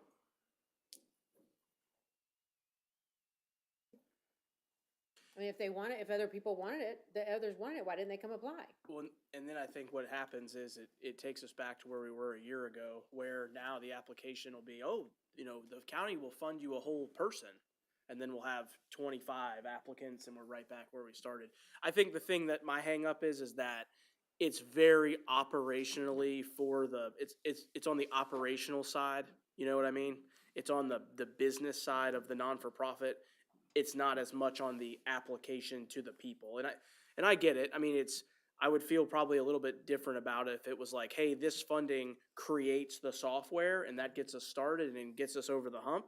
I'd probably feel a little bit different about it. But, I hate to say it's like you almost get punished because you're doing such a great job, but you just admitted to us you guys are doing this already and you're going to do it whether we do it or not. And that's kind of the tough part for me. But if I'm running a business, I'm not a nonprofit, but if I'm running a business, I need to expand my business. I have to go find capital. I have to go find something to be able to expand the business. That includes staff. I need more staff. This fits the definition of what expanded capacity is, correct? Correct. So whether they're using, I mean, it's only gonna be till September, then they gotta take off from there and find the funds. But they did what was asked and it fits the definition of the category. So, I am for it. So, but anyway. I think the conflict that I'm sorting through is that as an admin, as executives of this board, we cut FTEs. And so it's a little incongruent in my own analysis to say that we, as a county, have taken FTEs off the books, but we're going to fund a nonprofit onboarding an employee. I don't think that that's consistent messaging. But also, I'm a little concerned, to Commissioner Scarmolo's point, that we invite this conversation about funding employees for nonprofits. That's a very hard pill to swallow. And I don't think that I don't think your request is unreasonable. So let me, as just one commissioner, say, I commend you for asking us for it. You 100%. should be asking. Yeah. I do not object to you replying to our own inquiry and setting out what your needs are. So I want to dispel any confusion about us asking you to the table to have this conversation. But if that is your need, an employee, I don't believe that I can vote to terminate at the county level and also fund at the nonprofit level. Okay, well, I'll ask for a motion. Again, we asked for people to apply. They applied. That is what they need to expand capacity. So a motion is needed. Madam Chair. Go ahead. Megan, regarding a continuance, was that only if we wanted to re-talk about what the allocation of funds would be for? Can you clarify what you were saying? Correct. I think we could bring this back to the March 10th meeting if the board was interested in also hearing from Seeds of Grace, the other applicant for funding. Great. Are they asking for an employee also? Yes, it's also administered. Okay. Yeah. Appreciate it. Can you go back to the application and read? Do you have it? Can we read that to the public? What the application says as far as what these funds can be used for? Because these nonprofits don't necessarily have to know that we're getting rid of FTEs. I mean, that's really not their job. They've come to apply for something that we put out. I don't think that that's really the contention tonight. We don't disagree with them, or at least I don't disagree with them letting me know what it is they need. But I can't, Megan told us this allocation or this category is very broad. So they could have filled it in with anything. So if they fill it in with personnel, I then have to consider, I'm not knocking Impact Clay for telling us the truth that they need personnel. But I don't think that that obligates me because I gave them a broad category to then fund it because I asked them what they need. So for me, as one commissioner, I would have preferred this to be more service directed. And maybe this is guidance for the next nonprofits that are asking questions that, hey, the commission is adamant about coming alongside you because there is a need in the community if we can assist, but it has to be limited to personnel because we are also in this challenge of making do with less personnel. So I don't want for the public to misunderstand our point. If you give them a broad category and they comply with the broad category, it does not obligate this commissioner to provide them with what they're asking for. Okay, yeah, if you could read that, please, Megan.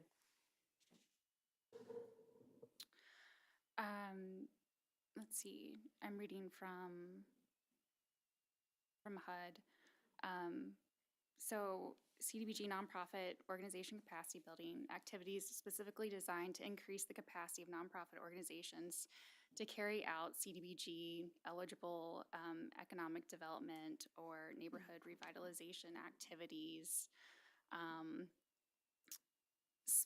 which meet a national objective. And our national objective with the program is low to moderate income individuals in the county. So in our discussions with our HUD program manager, they felt that both of these proposals would fall into that definition. one with connecting LMI individuals with services in the county, and then the other through the neighborhood cleanups and home rehab type programs that we were doing previously. Okay. So, again. All right, so is someone gonna give a motion to continue? This is number 14. 14. Madam Chair, I'd like to make a motion to continue item number 14 to the March 10th meeting. I'll second the motion, but I have a question, comment. I'd like to know all the needs within the county. How many more sidewalks can we put up? You know, we are in dire need of sidewalks throughout the county. And, you know, that's just one element. I don't know what else the CDBG would fund, but, and whether those sidewalks that need repair are in the areas that the block grant could fund, but give me an alternative. Okay. And Commissioner Ranger, I agree with you, and it's kind of ironic we talked about safe streets tonight, because if you were to look at the list of potential projects that are on there, I would be interested to see which one of those projects overlap with CDBG, right? So, yeah, for sure. And once again, I fully support what Impact Clay is doing. It's been very impressive to see the outreach that they've had in Clay County. I just want to see something that's more towards the community directly. That's kind of where I'm at on it. We probably need to get other people to apply then. Yeah, for I mean, sure. What if they don't even apply again? I mean, you know, we need more people to apply, but they're the only ones applying, so. Okay, so I have a first and a motion and a second. All those in favor, say aye. Aye. Any opposed? Aye.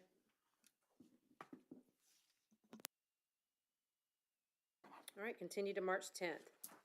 Number 15, final public hearing to consider adoption of PUD 25-0009. This application is a rezoning to change 2.46 acres from Commercial Recreation District, BB5, to Planned Commercial Development District, PCD. Beth. Good evening, Beth Carson, Planning Director. This item was continued by the Planning Commission. The applicant is revising their application and coming back to the Planning Commission. They're scheduled for next week. That may be continued again further, but at this time, because the Planning Commission has not heard this, we would ask that you continue it to your March 24th meeting.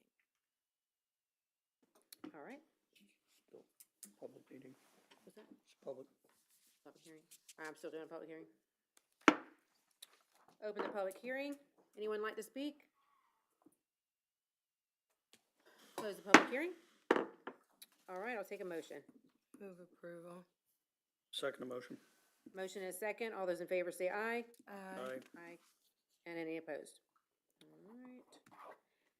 16, public hearing to consider Clay County Mobility Fee Ordinance with Beth. Again, this is a staff request to continue the item to March 10th meeting. Had multiple stakeholder meetings and met with all of you, and we think we will be ready for the March 10th meeting, so we ask for continuance. All right. Questions or motion? Public hearing. Sorry, public hearing. Open public hearing. Close public hearing. I'll make a motion to continue to the March 10th meeting. A second. Motion is second. All those in favor say aye. Aye. All those opposed. 17, first public hearing to consider transmittal of Comp 25-0015. This application is a flume amendment related to the Lake Asbury Interchange Village Center at CR 739. That would increase the total number of LAIBC acres allowed from 18.75 to 52 and reduce the minimum required acres for residential from 10% to 0%. Reduce the maximum required acres for residential from 50% to 30%, and amend the future land use map to clarify and increase the location of the LAIBC designation at CR 739 for a portion of 2 parcels. And Dodie. Good evening, Dodie Seelig, Chief Planner. This item is a large-scale comprehensive plan map amendment and text amendment. The item before you tonight is transmittal, which is not adoption. It's a little bit different for those who aren't familiar with the process. The applicant is Susan Frazier, SLF Consulting. This would apply to what is called the Lake Asbury Interchange Village Center, of which there are 2 in the county. And this specifically would be the one at Henley Road and Verbena Parkway. That's in Lake Asbury Penny Farms District, which is Commissioner Burke's District 5. As I said, it's a large-scale application. There is a companion rezoning that will be heard at a later date. Because this is a transmittal hearing, what that means is that the board, if they approve the transmittal of the item will go to the state reviewing agencies. They will have 30 days to review and provide comments back to the county, and then the item would come back to the board for an actual decision. And at that point, we would match up the zoning application so that they are paired up for you. And I anticipate it would possibly be the second April board meeting. It might be May, I'm not quite sure, it depends on when we get the comments back. If anybody's wanting to follow it, I'd recommend that they watch the county's website and the calendar of board meetings and to see the next time this item comes up. The parcels were provided signs, and mail-outs went out to all the abutting property owners within 350 feet. They're shown on the map on the right there in that sort of beige color, a little hard to see. But, on the left is the parcel map. It's easier to see on the aerial. On the right, it's that yellow hatched area. You can see the expressway crossing across east-west at the top of the box there. And on the left-hand side is Henley Road. And you've already sort of given us the outline on the changes that are proposed. In the text of the future land use element, it actually spells out that the Henley Road, Lake Asbury Interchange Village Center site is allowed a maximum of 18.75 acres. And so the text change would change that to 52, specifically just for this one site. As I said, there is another one down at State Road 16. Then there's the two changes to the minimum and maximum residential acreage that is required, and then a map amendment. So the table is being changed to reflect that minimum and maximum, and you can see them here in red for specifically County Road 739, which is Henley Road. So that's this one. And then we've separated out the site at State Road 16 and left the residential percentages alone for that. And we also clarified that down at the bottom, you'll see light industrial, and it says SR 16 there as well. In the text of the amendment, it allows light industrial specifically at that other location, but it doesn't allow it at this site. So we wanted to kind of reflect that in this table as well as in the language so that they match. And then here is the map of the area. In the purple is the Lake Asbury Interchange Village Center location encompassing the entire 52 acres that's proposed. January 15th of this year, Lake Asbury Penny Farms Citizen Advisory Committee, they voted 7-1 to recommend approval of the item. And on February 3rd, the Planning Commission voted 5-0 to recommend approval of the item.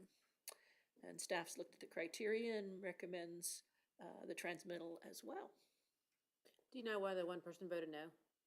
I don't offhand. All right. And applicant? Keep it somewhat brief, Susan, if possible. like, Absolutely. not crazy. Good evening. Susan Fraser, SLF Consulting, 3517 Park Street in Jacksonville. I think Jody has summarized for you everything that I would say on behalf of this application.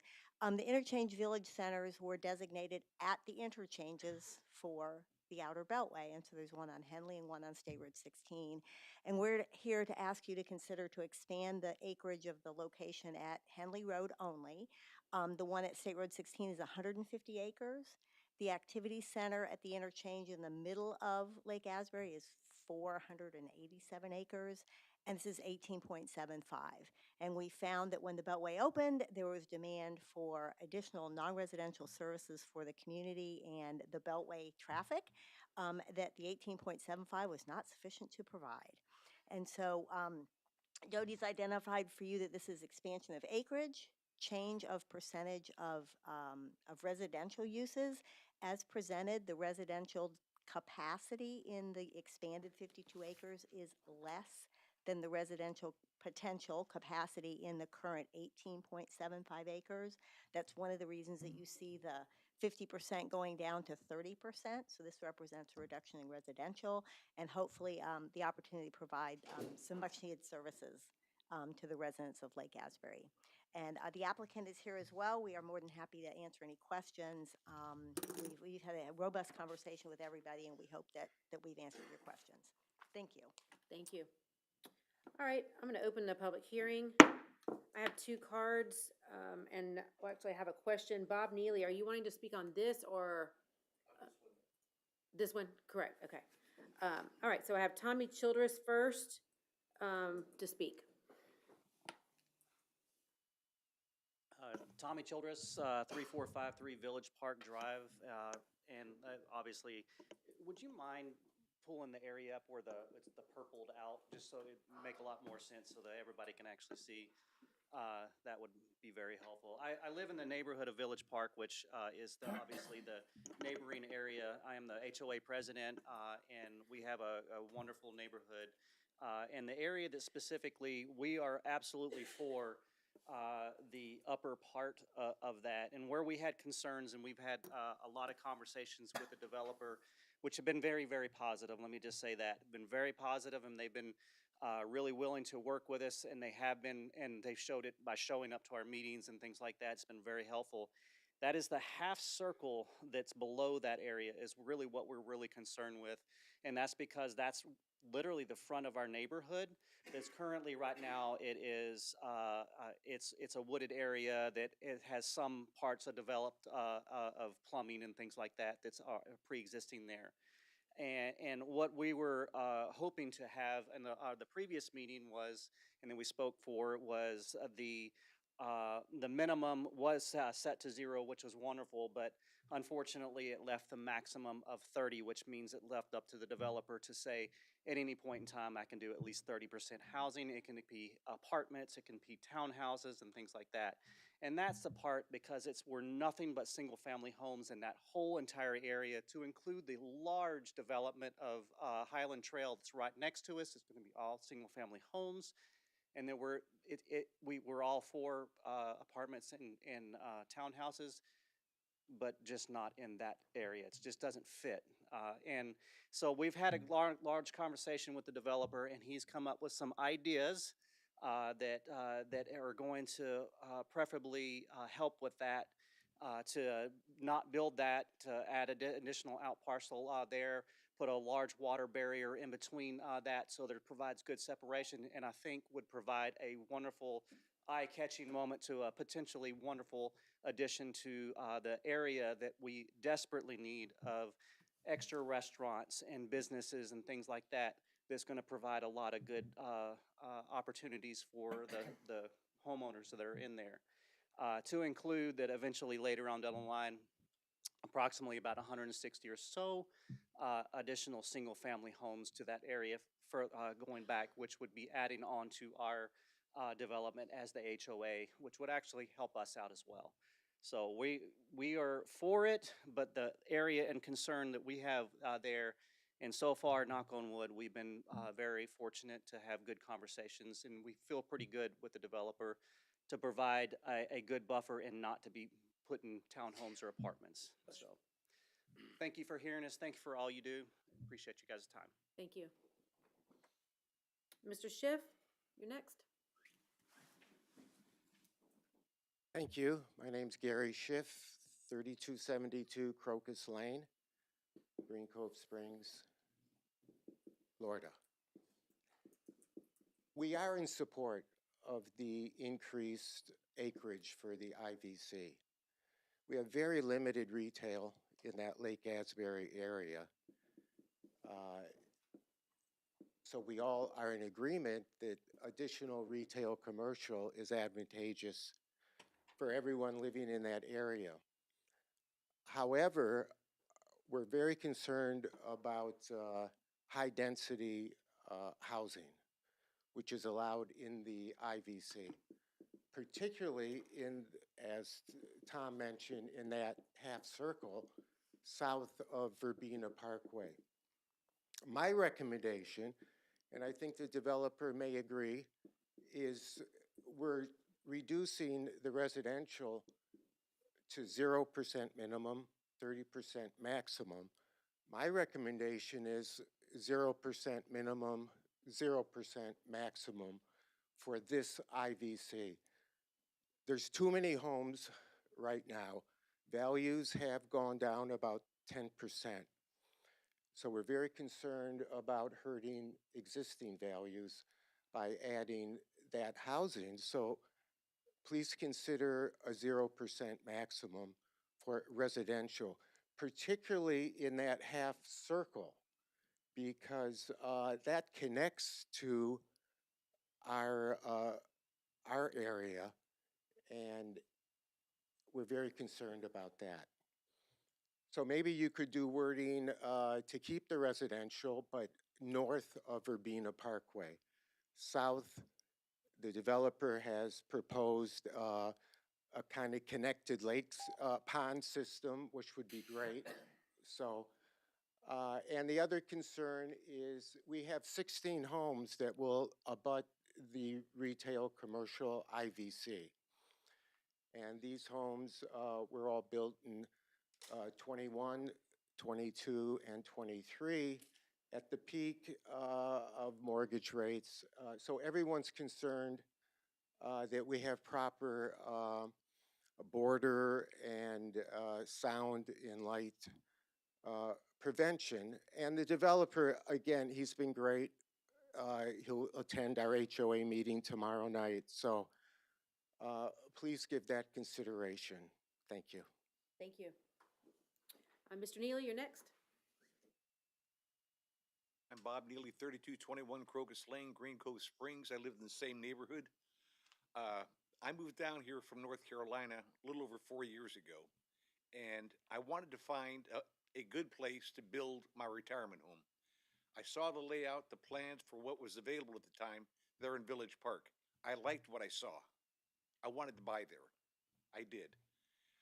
The idea of moving apartments, condos, or townhouses into that neighborhood, it just doesn't fit. I know there's a big push that we need affordable housing, but putting it in a little corner of that neighborhood is not the right way to do it. Build a neighborhood of affordable housing. That's all I have. Thank you for your time. Thank you, Mr. Neely. Jason McKenzie?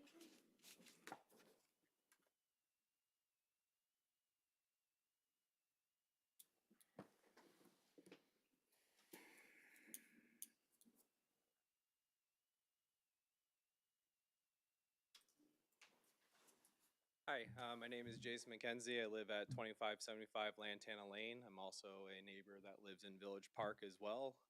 My neighborhood and my house is actually attached to that half circle portion over there of Hibernia.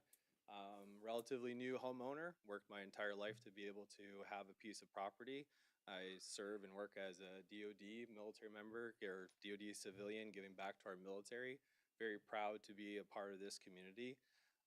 My main concern is, as much as we said that the developer has been forthcoming with us in regards to plans and proposals, is my concern is what legally binds them to those verbal agreements that they have with us prior to that.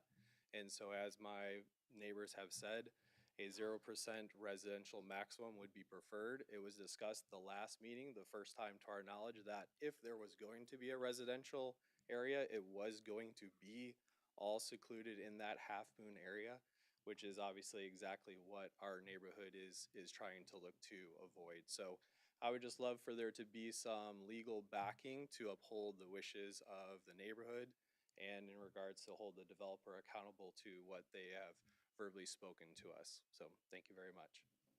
Thank you. Anyone else like to speak? Hi, my name is Helena Cormier. My address is 2839 Woodbridge Crossing Court, Green Cove Springs, Florida. I'm on the Lake Asbury Penny Farm Citizens Advisory Committee, and I'm the chair representing the council now. And I was the one that voted against this one. And so when you ask the question, I'd be more than happy to answer that one for you. Um, so for me, it's one of those let my yay be yay and my nay be nay, and trying to make sure that I continue that. And one of the things were we were here before saying, hey, we want our master plans to match, and then now we're trying to separate them. And so I had a hard time with that one when we're trying to change one compared to the other. When I stood before y'all the last time saying, hey, we want them to match up. So it just didn't make sense for me. One of the things that I did point out after the planning and zoning was that when it was presented to the Lake Asbury Penny Farms, the group, it had a 5% residential, and then it got changed at the planning and zoning. And so when it was presented to the planning and zoning, it went to the 0%.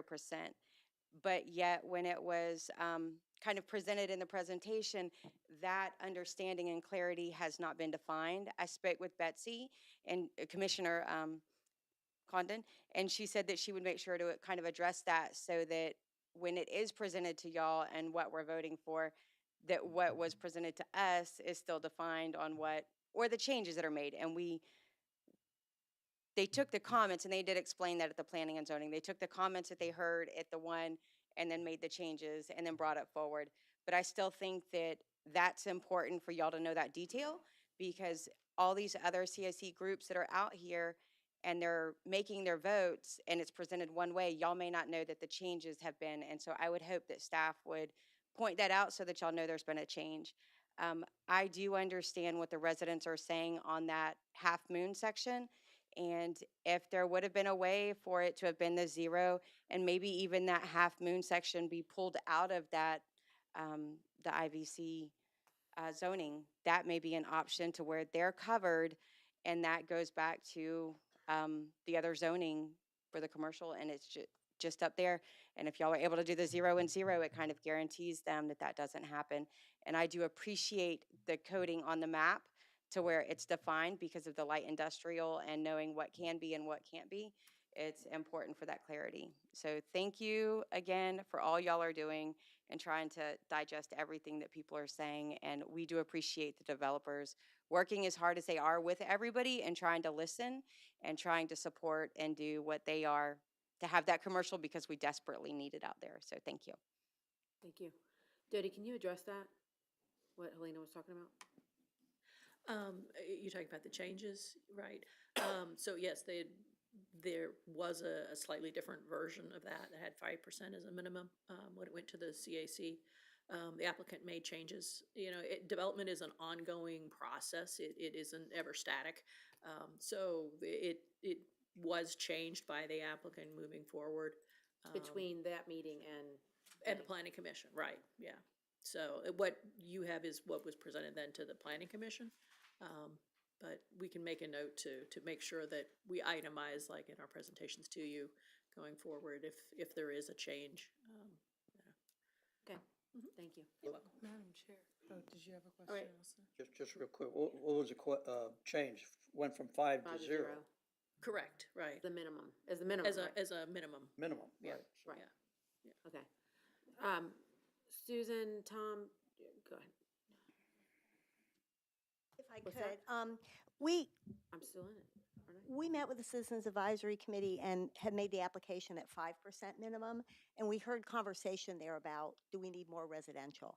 And then we met with the Homeowners Association, and they said, we think that no residential would be quite spectacular, thank you.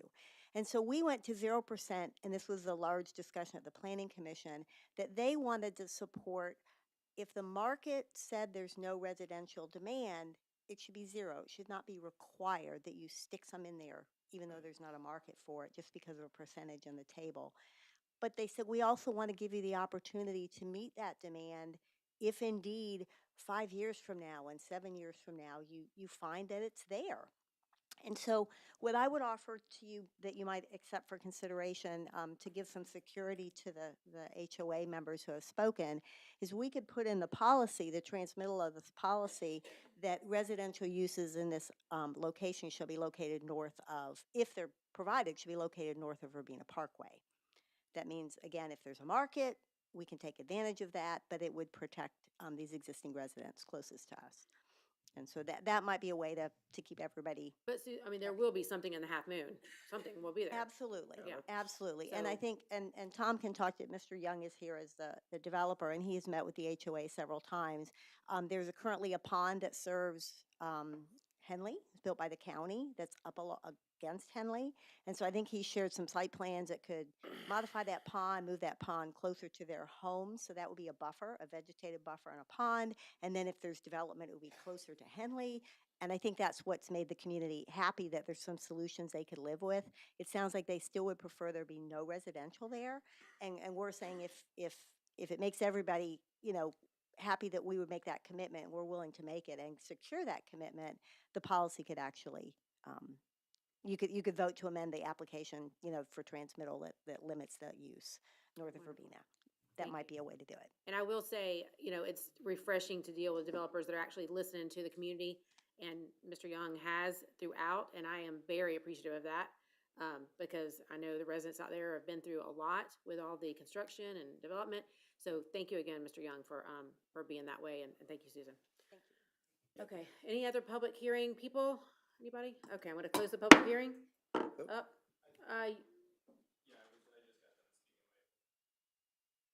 You can ask a question, go ahead. You gotta go to the mic, sorry.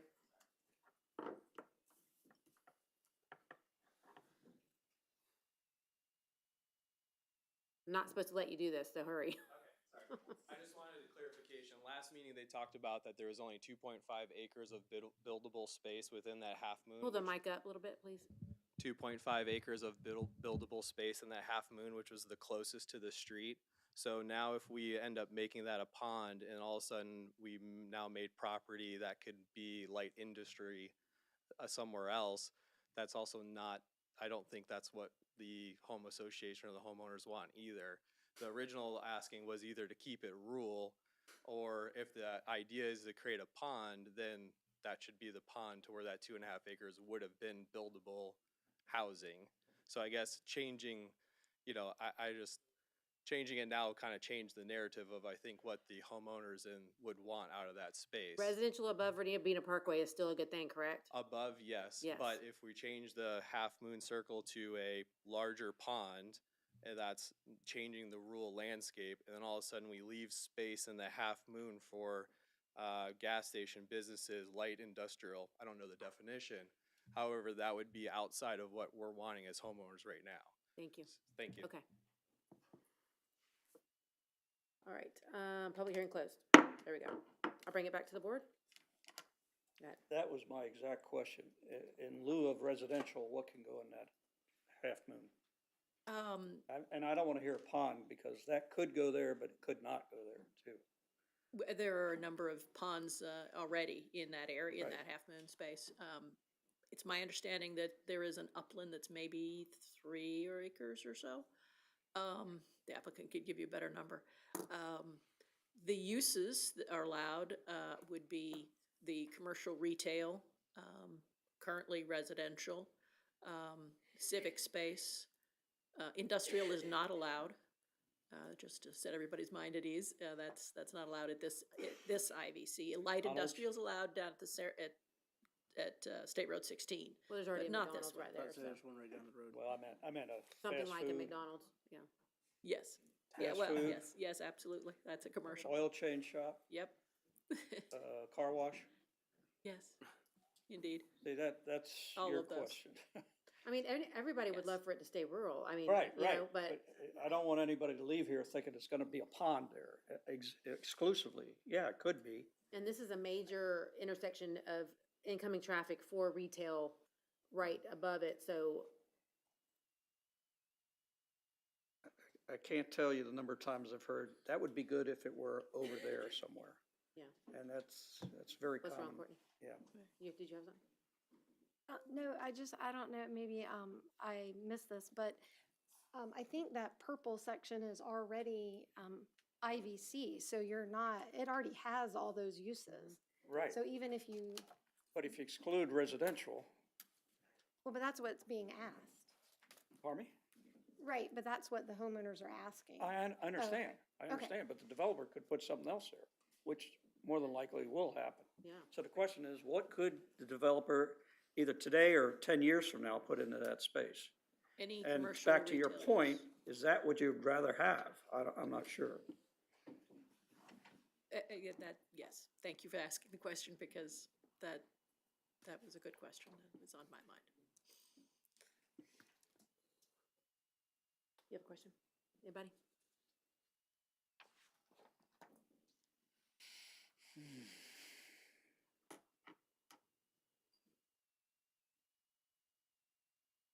Okay, so here's my thinking. Half Moon is already IBC, they can already do retail. You're asking, community has asked for residential to be above Riverina Parkway, they're willing to grant that. We can't then say, we can't have anything in the Half Moon, they gotta have something. It sounds like he will do some kind of buffer, you know, it sounds like, you know. And county requires that anyway. So, I feel like everything I've heard, sounds like, agreeable. Of course, I mean, I have had discussions with Mr. Young many times about what kind of great things we would like to have there, and trust me, I'm telling him.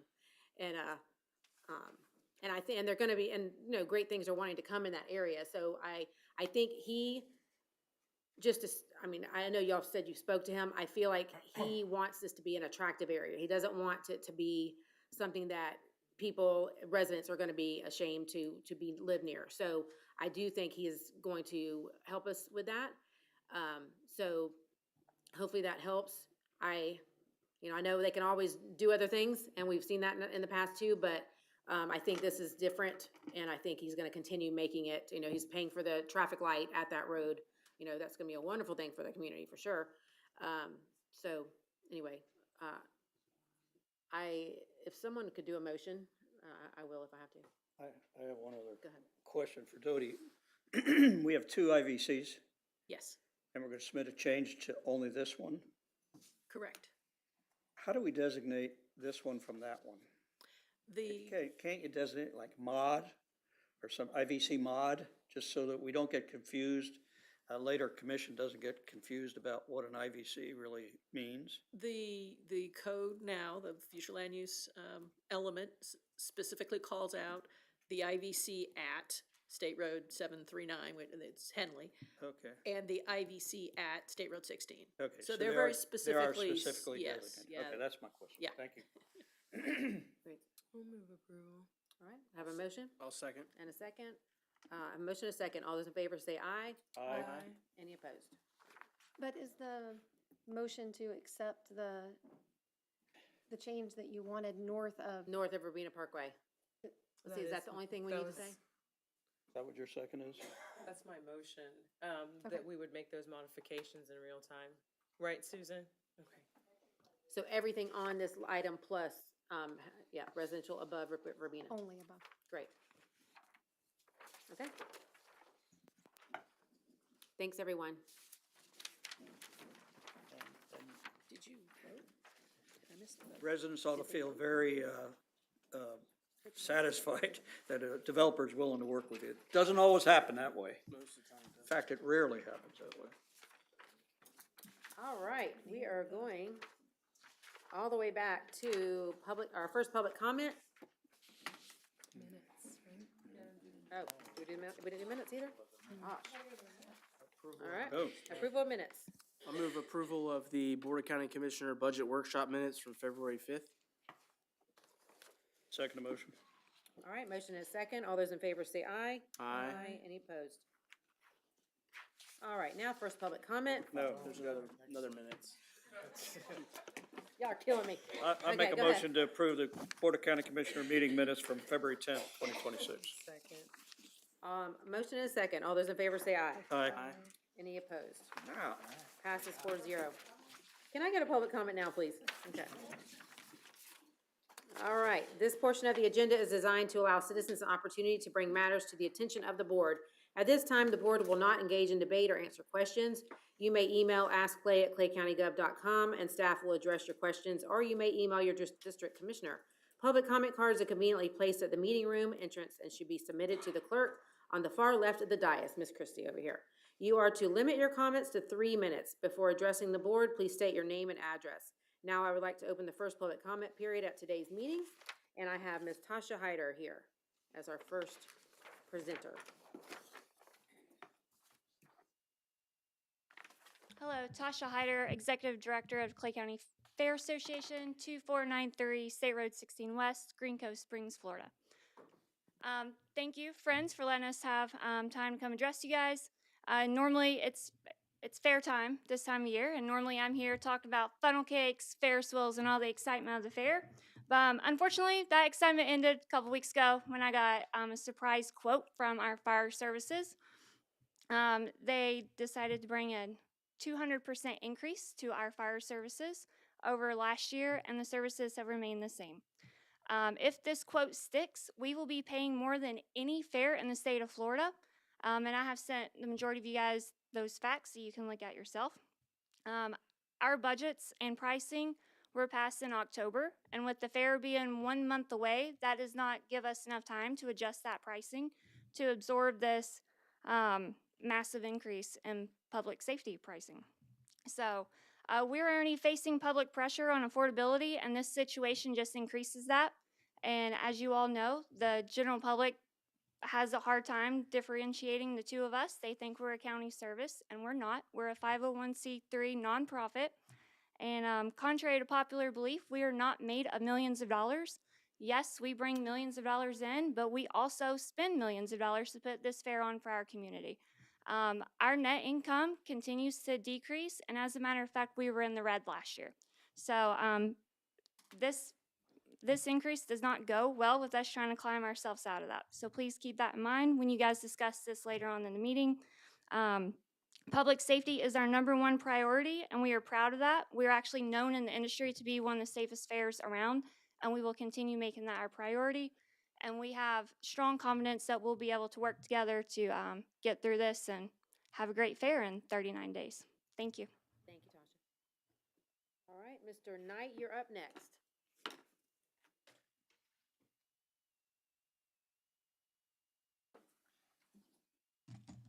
Thank you. Good to be here. My name is Edward D. Knight. I'm at 1394 Mahama Bluff Road. And I'm here to express my concern for a zoning application number 250009 that is seeking business expansion on County Road 209 and Mahama Bluff Road where we live. Forgive me for reading this, or I'll forget half of it, okay? This part of Clay County is one of the oldest residential communities in all of Clay County. Highway 209 is significant historical value and presently void of any commercial business. It is the old Highway 17 and historical significance that should be treated with cultural respect. One of the oldest cemeteries in the state of Florida is located off Highway 209, less than a mile from where a proposed commercial project is proposed. The proposed plan is to expand the commercial site will adversely affect many established and historical neighborhoods, including Mahama Bluff, Magnolia Point, Riviera Estates, Blackman and River Road, Five Oaks, and many other streets along 209. We're asking that you consider not approving this for this zoning.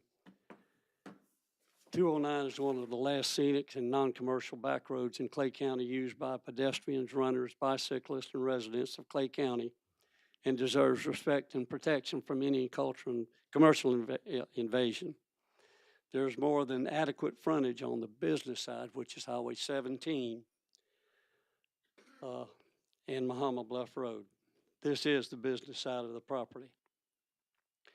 We ask that you please keep business structures and above all, any access off of Highway 209. The business owners chose to close off an existing access point that they do have And we asked it to limit it to that access point, which is on Mahama Bluff Road. And I should have brought a map, but I'm sorry I didn't. We just ask that for your longstanding consideration of this longstanding community and residential area be preserved. Thank you. Thank you, Councilman Mr. Knight. Anybody else like to speak? All right, I'll close public comment, and we'll go on to consent agenda. Can I have a motion? Actually, Madam Chair, can I pull item 11, please? Sure. I'd like to pull item 7. All right, pulling number 7 and number 11. I have a motion for the rest. Sure, yeah, I'll make it. Second. I'll second. Motion is second. All those in favor say aye. Aye. No opposed, none. Okay, go ahead, number 7. So I pulled this item for a long-awaited conservation project on the Moccasin Slough Boardwalk. I think it's going to be awesome. You know, we appreciate the state appropriation we got for this project. Is Karen in here? Oh, Karen, can you come up?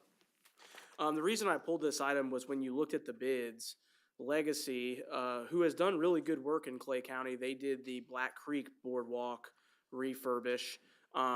They came in at pretty much half price of the other two bidders, and I just had some questions for Karen.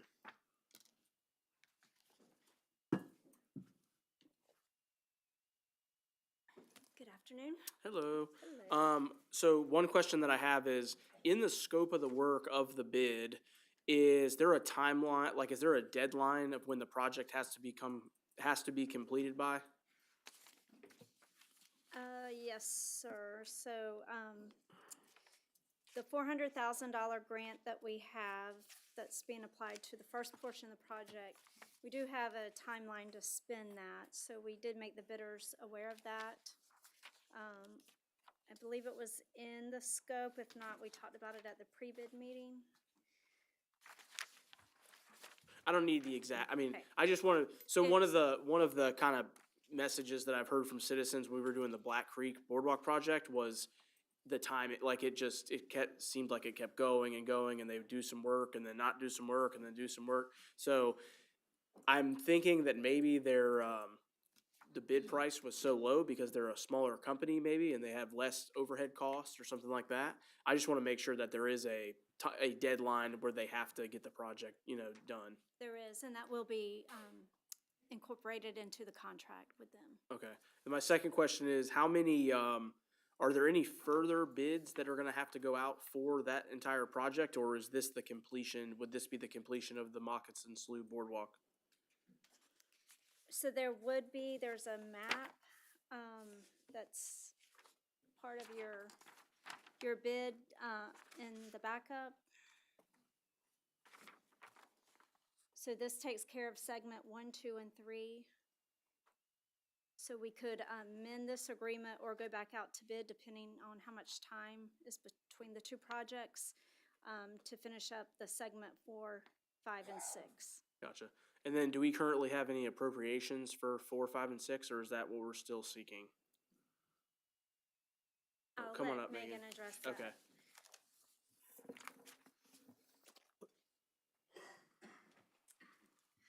Yes, so we do have another appropriation request in for Moccasin Slough.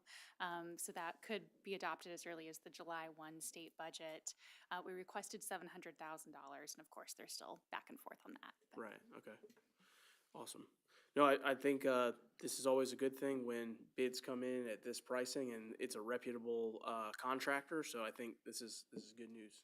I just had those questions about it. And so we do have the 400,000 guaranteed, and we have 1.2 that we're just getting some more information back to the state so that they can submit that agreement to us.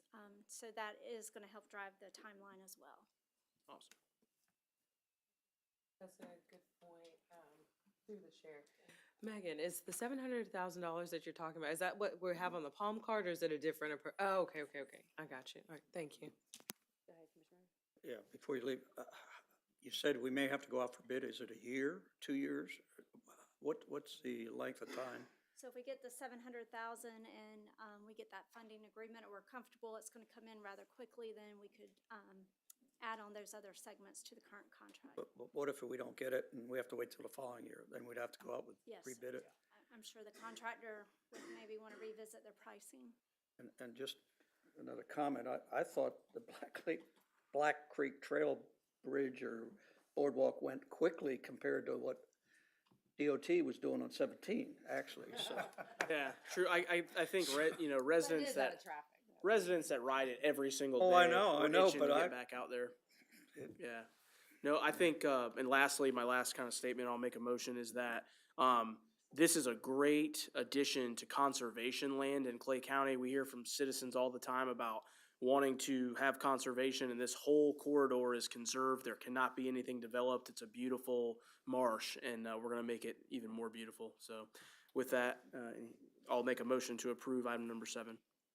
Second motion. All right, motion is second. All those in favor say aye. Aye. Any opposed? All right, number 11. I have questions for Howard and Richard on, this is the Vision Zero resolution. So on the policy recommendations in the slideshow packet we were provided, the second one on the list is to create a street lighting action plan. Do we not already, don't we have a street lighting study already being implemented? Yes, ma'am, by the North Florida TPO. We can ask Richard where the status of it is at this point, so I don't know. Richard Smith, County Engineer. The plan that Commissioner Cabrera is referring to is a UPWP, which is a work program plans that the North Florida TPO does for the 4 counties annually. We requested a lighting plan for Clay County, especially in the areas where we have infrastructure like a pole, the rural areas, and what would the rates be to install a light from the 3 energy providers, JEA, Florida Power and Light, and Clay Electric. That study will be presented to the board in one of the April meetings, probably the first April meeting. Okay, so in the packets that we were given, this is asking us to create a lighting plan. Are we looking to just fold in the results of the April one, or, okay? It would help. There are specific areas out there that we've already identified. I've got some of them that are bigger ones. Lighting's not cheap. Right. And it's not, it's one thing to put up a light at, a rural intersection with, say, a 217 or a 218 in that part of the county, but to light it to pedestrian standards to cross it, then you're gonna need poles. You're gonna actually need any new pole has to be lit to Florida DOT standards, which are typically twice as bright as a shopping center if you put pedestrian crossings on it. One of the main ones in your division that we've got as an unfunded project that'll be presented in our CPI deal is the lighting of Oakley Plantation Roundabout. That one is a high pedestrian area. It was built 25, 30 years ago.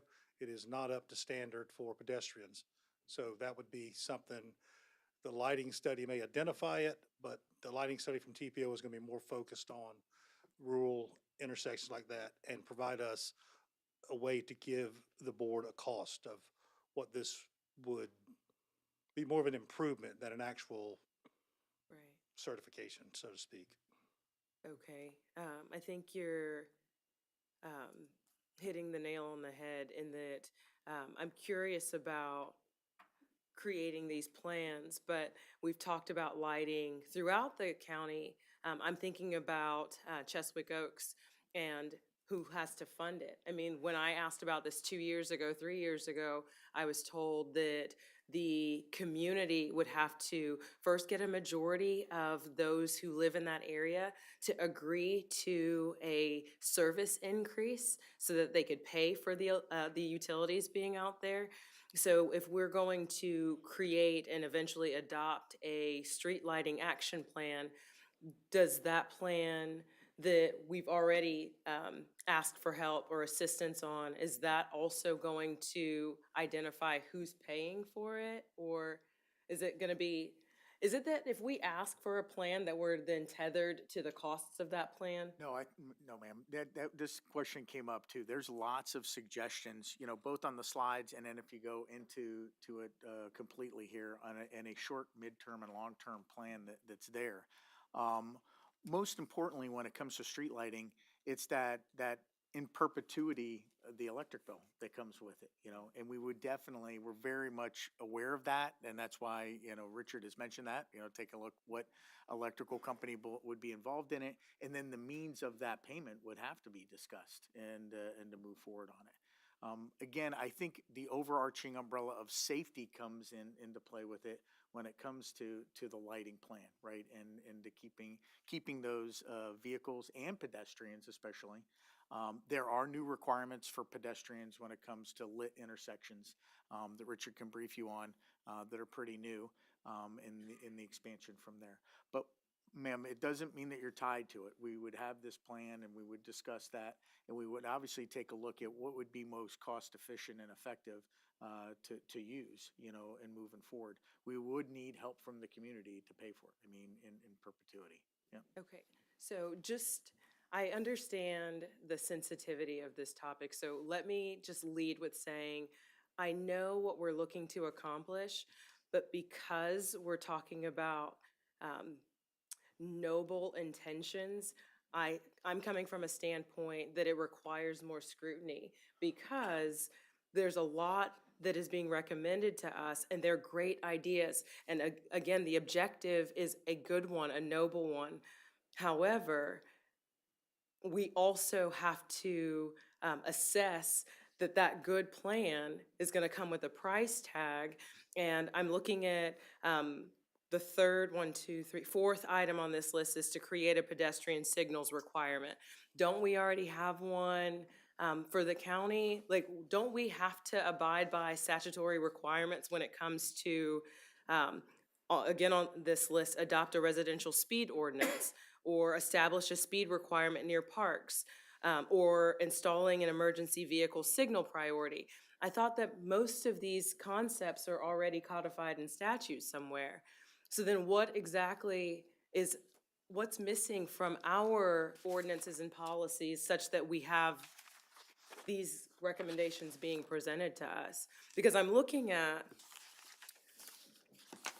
21 pages of a countermeasure and 39 pages of policy changes that are being asked to be adopted tonight. And just as one commissioner, I think for me, I would need more time to evaluate all 39 pages that are being presented for just the statutory or our ordinance changes, but also the countermeasure recommendations that are 21 pages long.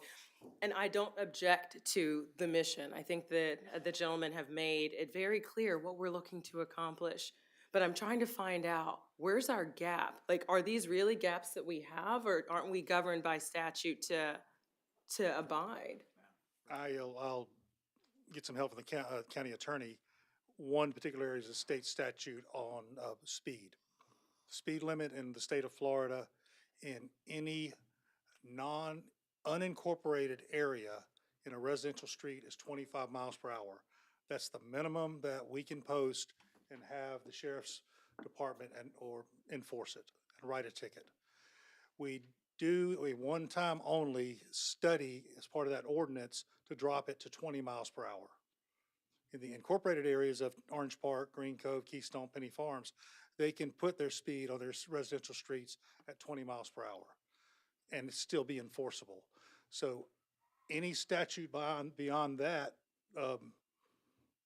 county attorney, would that require, could we pass a statute to say we want our local streets, residential streets to be 15 miles an hour and still be enforceable even though Florida statute makes it 20? I'd have to look at the particular statute to see if it preempts us or not. So without knowing, I mean, I can certainly look at that, but. So that part I feel like is properly ordinance, so to speak. The lighting, anything new, anything installed now at a pedestrian intersection with striping, with the push button, are required and are to be lit at 3.0 foot candles. Your requirement in a shopping center, from my memory, to save when you went into litigation, it's not a safe area, is 1.0 foot candles, so it's very bright. We've had issues with street lighting. It's, when we refer to lighting in a neighborhood, for instance, that's like the neighborhood I lived in. It's got a street light every few hundred feet. That bill is paid for by the HOA. And typically those are installed and maintained by Clay Electric, JEA, or Florida Power and Light. And that's worked out when the HOA is organized. The county manager and I went to an older neighborhood that was built probably in the early 70s, adjacent to Orange Park High School. They wanted us to turn the lights off. We don't own those lights. We don't pay the bill. We said, stop paying your bill every month, and the lights will go off. So they did. And so in Cheswick Oaks, we would be more focused on the intersections at Deerfield, at Gadwall, at the streets. That's where we would want to make sure those are properly lit for safety. In the neighborhoods, that would be an individual neighborhood issue, and Clay Electric and JEA, I know, have plans that they work with those areas. Okay, so I know this is supposed to be, this study that they brought forward is supposed to be meeting a need. I understand that. What I'm trying to understand is what need, in terms of our policy recommendations, are these, what gap do we have such that we would need these substantive changes? Again, I'm looking at pages and pages of recommendations, but maybe, Courtney, you can help me understand how these aren't already a part of our safety because again, the whole conversation tonight turns on safety, but then what is the admission that we're making here tonight, that we've been engaging in unsafe practices? That was not my understanding of the intent. It's just to build upon, to make us better than what we already are. Not that it's, So are these duplicates of? I haven't studied it. I don't know who, and I'm sorry I missed the presentation. Staff member Michael but- Slaughter that would like to speak. I'm assuming he must have answers to this that we're asking, that Commissioner Kerr is asking. Thank you. Wait, so so we're making policy changes that we're being asked to vote on policy changes that you have not reviewed yet as our county attorney? I have not reviewed that attachment, the study. Okay. Hi, Michael Slaughter, 424 Emeka Avenue, Orange Park. I've been the county's project manager along with this project. I just wanted to make a general comment that my understanding of what we're seeking to accomplish this evening is the adoption of the Vision Zero resolution part, not the entire comprehensive safety action plan. Each of the things that are wrapped up in that are options, suggestions that we can pursue as we're, trying to pursue that funding that's coming available in the summer, that $1 billion. We're hoping to tackle some of these recommendations, but really my understanding is the adoption is more of the Vision Zero. Is that? Well, but I guess I would like clarification on that, because the specific resolution does have the board adopting as Exhibit A that specific action plan. And so, I had asked about that, and that was a requirement. So I don't know if that's the requirement for your grants that you're looking at, but, that is being adopted. Go ahead. Madam Chair, Please. may I? Yes. Thank you. To address your concern, Commissioner, we are seeking to adopt the Comprehensive Safety Action Plan. But the Comprehensive Safety Action Plan has a host of recommendations that are suggestions for the board to consider, are not lockstep policies. We're not asking you to adopt today 49 pages of policy changes. These are things, as we went through and reviewed your policies, your ordinances, that were tweaks that would help improve safety from that lens. And so these are suggested things that make above and beyond changes to you. So if you get to read into the report and the minutia of it, we kind of rate communities on their policies of, are they supporting safety to being superlative? And the whole goal of the Comprehensive Safety Action Plan is to move you closer to that superlative side in terms of things. So we made noted tweaks to each of those potential policies that could be adopted at some future time that could make you even more safe from a standpoint of a policy perspective. So in this plan and the adoption of the plan is basically one saying that you're looking to get to that noble goal that you mentioned. And here are some of the option points that we as a community will be taking to try to get there. This is not saying we are now adopting 49 pages of code changes to any of our resolutions or ordinances within this community, but sets out a guide map for you to start thinking through and looking at those particular issues at a time that is convenient to the commission. Okay, thank you. Yes, ma'am. Sir, real quick, Madam Chair, my understanding is that all of the requirement, I don't want to use the word requirement because I don't know if it's necessarily a requirement, but it's a suggestion. It is a goal that we're trying to get to. But my understanding was the study in itself is what you need to unlock the funding.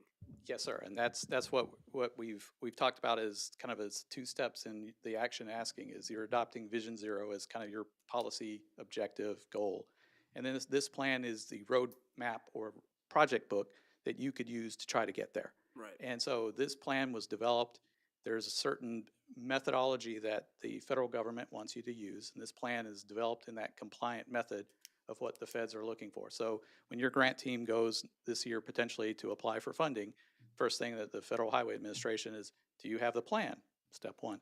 Step two, we're going to look at it and see if it meets all of these areas that were listed in the slide that we went through the process of looking at. And so you will have, with your adoption, a compliant plan to that process. So again, checking that box, if you will, in the grant process. But again, these are all suggested improvements that do not lock you into any particular force of action other than saying that you definitely want to have the noble goal of trying to eliminate fatal and severe crashes in Clay County. Okay, and what was the date that this has to be done by? To be able to apply for funding? You typically want to have this plan approved before the notice of funding availability and that, or opportunity as it's called. That date is coming sometime this spring.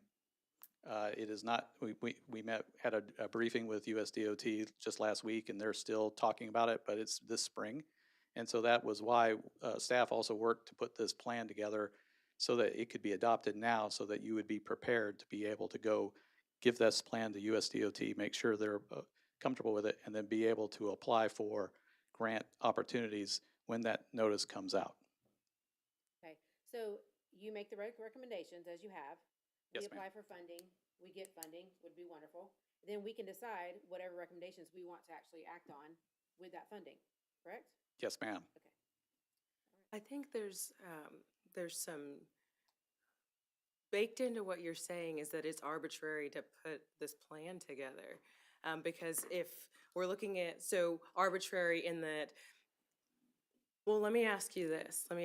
Can you bifurcate the two pieces of your project? How are you seeking to bifurcate? Well, on one hand, you have to have, what did you call it? The first piece, resolution, I think you called it. So you have to have the resolution. Correct. And you also have to have a plan. Yes. Are they one and the same, or can they be bifurcated?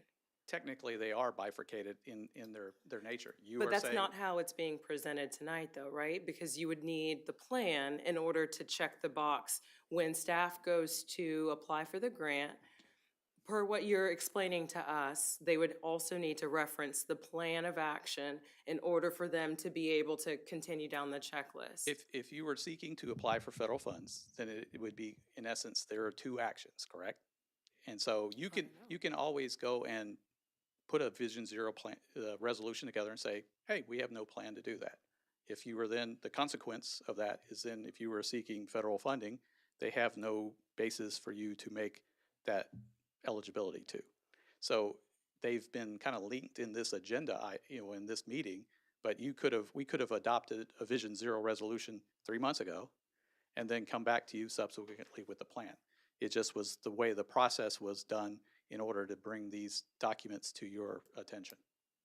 Okay, no, that's very helpful because it helps me understand more how this works. So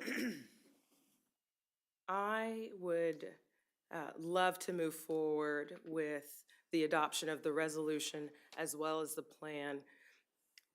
And since we do not have but a general idea of the spring, we're still in the winter, talk to me, Courtney, about your team being able to review the countermeasure and the policy changes to give us guidance on moving forward.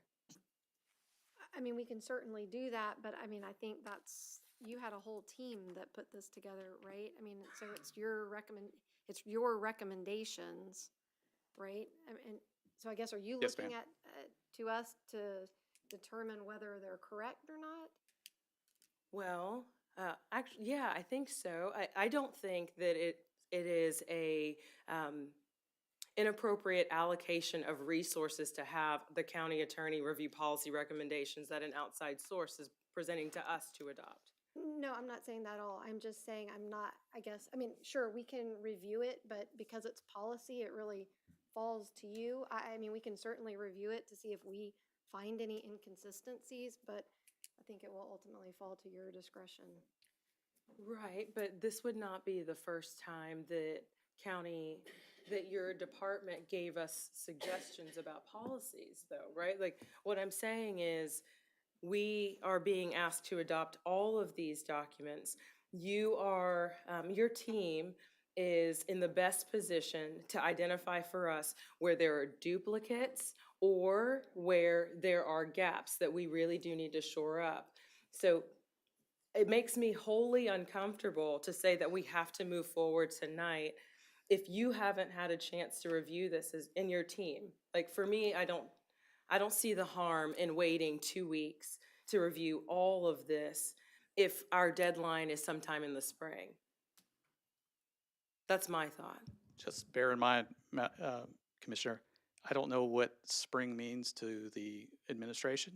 That could be March, that could be 3 months from now. So again, I just want to make sure that from a decision standpoint, you're not saying, oh, well, we got 2 weeks. I honestly don't know. I've heard the term spring. And, I'm not Punxsutawney Phil. I don't know what spring is in terms of things. If I'm outside today, I wouldn't think it's spring, but my allergies say otherwise, so we just have that in mind of timing. No, I can appreciate that for sure. And you're right. 2 weeks from now, or the next board meeting is the 10th of March, right? So spring technically is the 20th of March. I wouldn't suggest that we push it back to the 24th of March meeting, but I don't see a harm in putting a pin in this for 2 weeks to review all of the policy recommendations and all of the countermeasures that are captured in the 40-plus pages that you've presented to us tonight. Unless you can explain to me why it would be harmful for the county to take a beat, I don't see the harm. Well, in the sense of harm, it's more risk. That's the same thing. Yes and no. And I'm not, but as someone who's been in your shoes, because I've been a city councilman and I've been a state senator and a state rep, so I totally understand the questions you're asking and everything. As to the point, because I've been in this situation just like you are, we've had a study come in and make a recommendation. That's the whole point, it's recommendations. Again, as to the staff sitting down and reviewing all these, normally what happens with most communities is they adopt this, and then their staff will look back. We've identified some issues in policy, as my colleague was saying, that says may need to be tweaked, okay? Doesn't mean we sat there and said it must be tweaked. It just needs to be reviewed and looked at. But that is done at a later date as part of your process, and you may decide to come to the conclusion once you've kind of gone through, oh, we don't really need to do that. We're good in the sense of meeting what those standards are. I'm just telling you from my own experience, I've never seen and I'm not saying you can't do this, but to ask the staff to go through all this in 2 weeks, with all due respect, is a lot. I can't speak for your staff, I'm just saying from my own experience.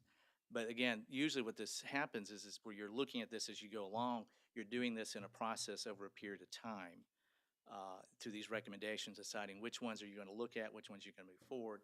And again, these are recommendations. You're not saying these are all our official policies and we're going to move forward. This is what we've been recommended to us, and then we get to decide as time goes on, which of these policies are we going to look at and which ones are we going to move on or attempt to implement. So at the end of the day, my point is, I see no risk or harm to the county to go ahead and adopt the plan and adopt the recommendations, and then you have the ability to decide from here on out which ones do you actually implement based on some further review, possibly through your legal counsel, stuff like that, and looking at your state law. Because there may be some things, and there's things changing all the time with the capitals, we all understand that. So that's the only reason I'm saying that. I'm not saying if you want to delay, but you do have this risk in the sense of getting your staff ready to go do an application, deciding which of these things you want to go after. So that's another conversation you got to have amongst yourself once you adopt this is, what type of projects do we want to go after and ask money for in the sense of implementation money? So that takes some time to sit down and also decide which of these recommendations have you decided as a policy that you want to go put a grant money in for.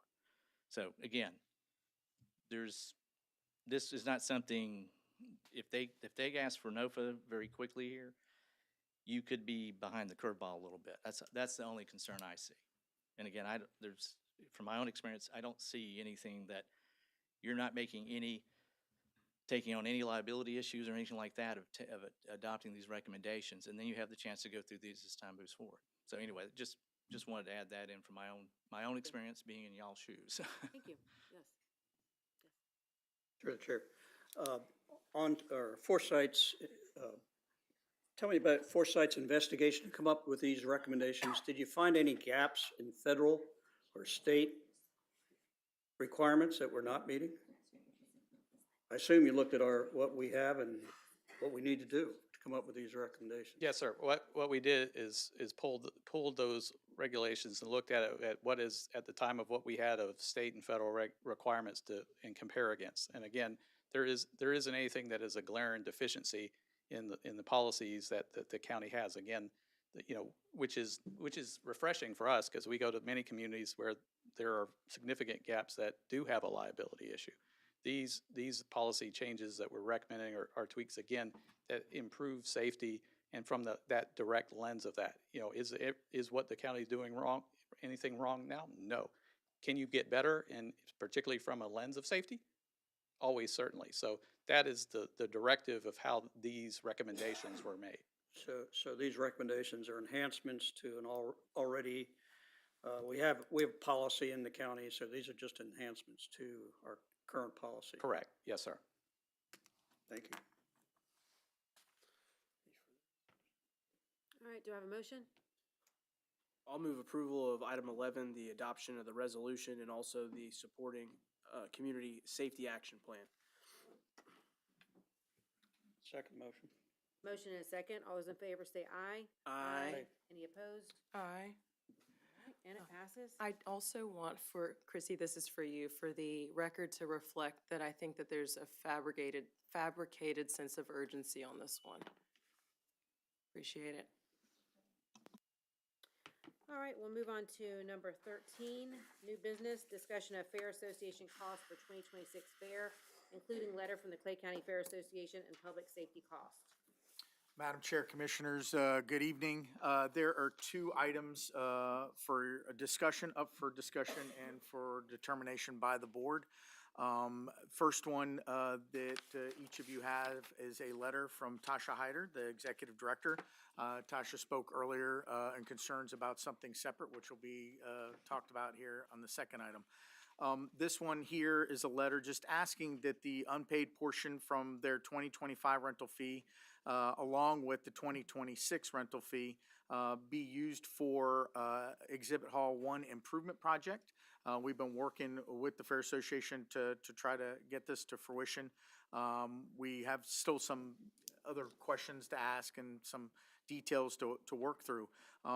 Within her letter, she asks, basically, if the project is not going to start or complete by the end of the fiscal year, that the monies be held for this specific project or a mutually agreed upon capital improvement project, which, talking to Tasha and understanding this, was the intent is to take those monies from their rental fees and use them in the fair itself, right, on the fairgrounds itself.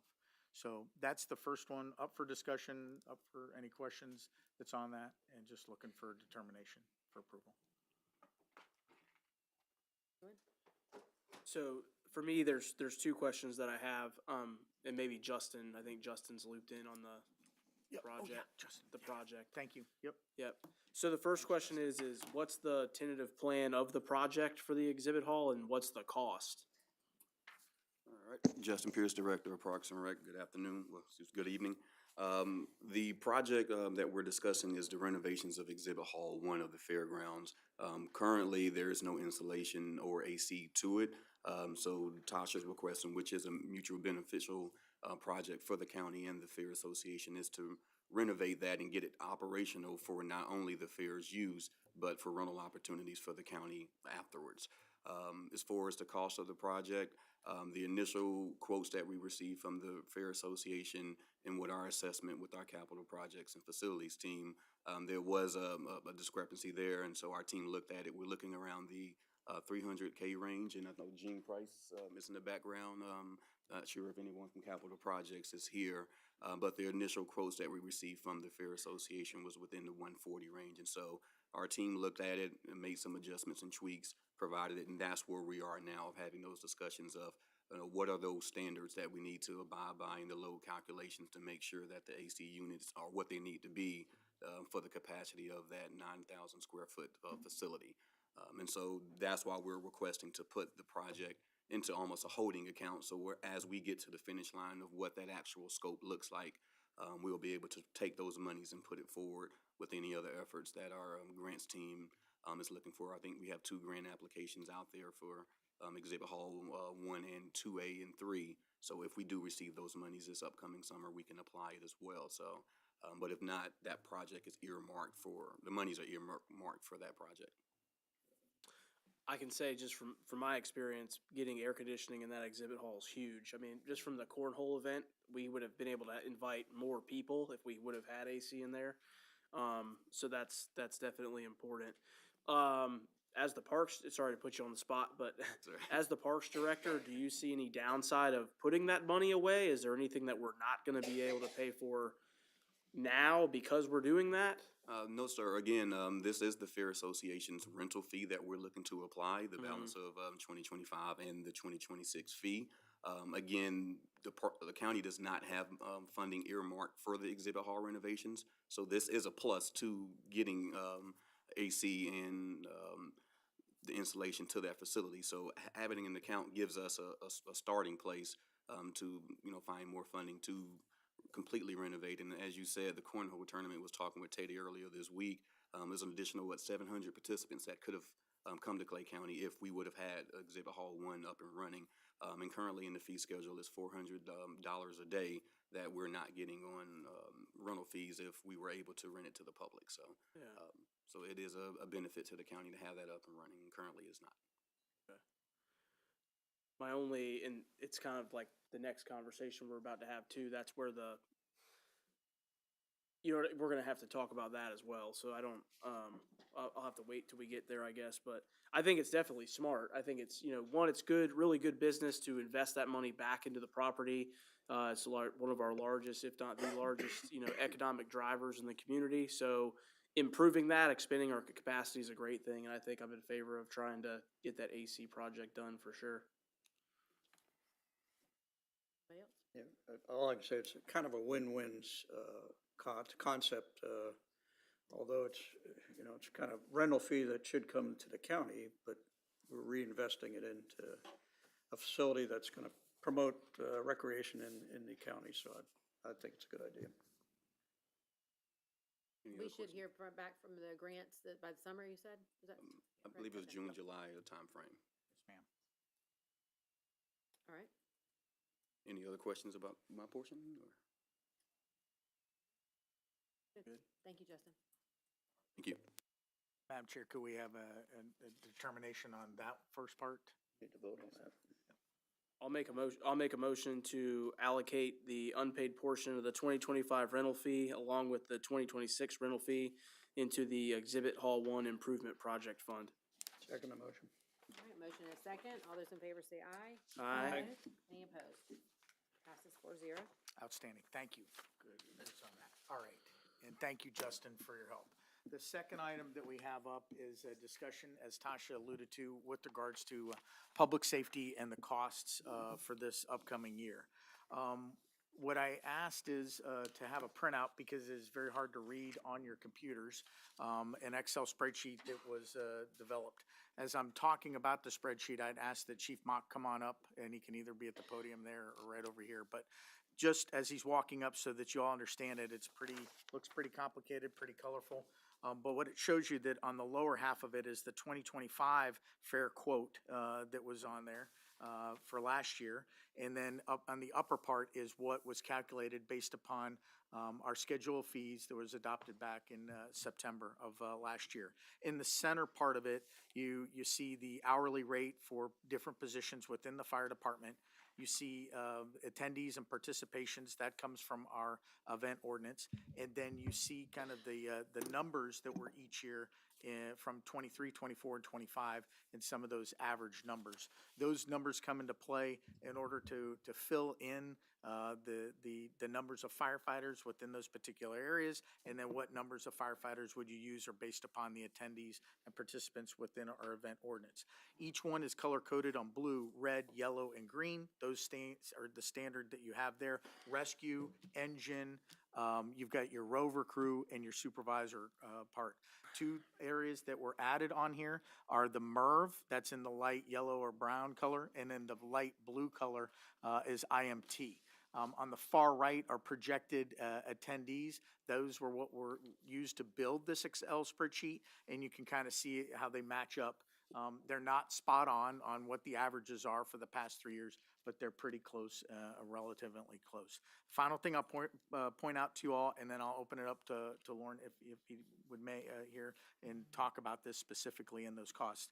The total cost is $45,354 of what was projected for 2025. The projected cost, and the final cost of it was almost $52,000 was what the invoice bill was for that year. And Lauren has some more details on that one. The estimated cost for this upcoming fair in 39 days, $130,775.20.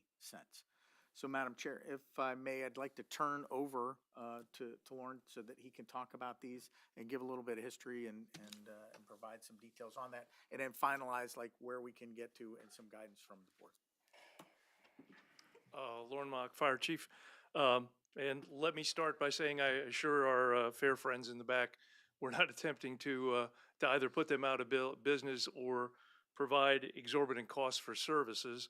I'm going to say that if we take back to where the special events ordinance was placed in by the board in 2022, you have to look at the fair to me as the creation of a small city. The daily population or the daily attendance at the fair very closely replicates what you'd have the entire population of the town of Orange Park, or on some days both the town of Orange Park and the city of Green Cove Springs in about an 80-acre parcel, all occurring within a single day. It has limited access and a lot of challenges for providing services. I think we have partnered with the sheriff's office as well as the fair and the vendors that they have to do a pretty good job of ensuring that we had both protection for the people that attend the fairs, and then also that we ensure that those services have continuity without taking away from the rest of the population. I will tell you, in the early days of my tenure with the county, we attempted to place on-duty crews into the fairgrounds. Well, if I move on-duty crews onto the fairgrounds, and we only have 12 fire stations, I'm taking crews away from the citizens that we provide the daily protection to. So in order to take care of our attendees that go to the fair and still maintain coverage, the board adopted the special events ordinance back in '22. It sets parameters for the attendance and then both for fire and for law enforcement, how many personnel will be required to be added to the coverage models. We have taken that coverage model both for the last, I think, 3 years and generally replicated it. The one major change that occurred was back in September. The board chose to adopt the fee structure for the 2025-2026 fiscal year, and that included now fees for rental of equipment in addition to personnel costs. So one of the substantial changes that we saw when we put this grouping together, you now have approximately the same number of staff that are assigned to the event that have been for the past few years, but we've added the rental costs for the units. So if you have a fire engine, there's a rental cost for that. If you have the rescue, you have rental costs for that. We have the MRVs, which are essentially mobile transport units that can go into densely populated areas, pick somebody up and bring them back out. We have 3 of those, 2 of which are operating for the fair, and rental costs for that equipment. The additional one that was discussed was the adding of an incident management team, an IMT. That concept was pioneered back through about the mid-20 teens on through the early 20s now with the Sheriff's Office, where we partner together to ensure that we have an effective oversight structure that operates out of the EOC. We have one supervisory staff person in from the fire rescue side, but then there are emergency medical management personnel that are assigned both into the IMT along with 1 or 2 staff people that partner with the Sheriff's Office. The special events ordinance requires, it's a will charge, once that's adopted and placed for events over 5,000 people, that we have that costing with it.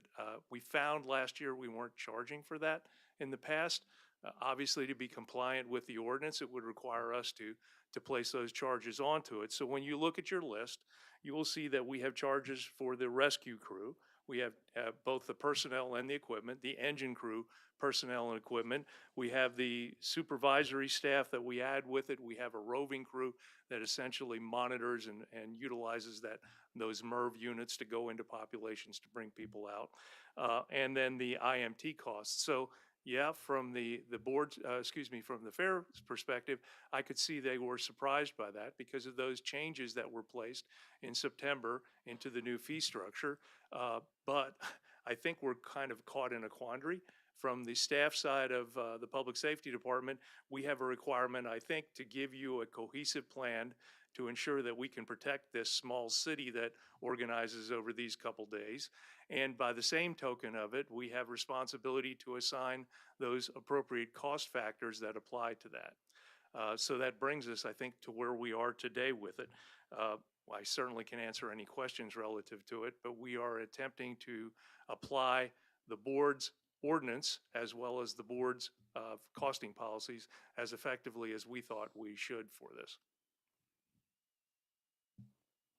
And Madam Chair, if I may, so I'll add on to it, and I think you heard from Tasha loud and clear from this.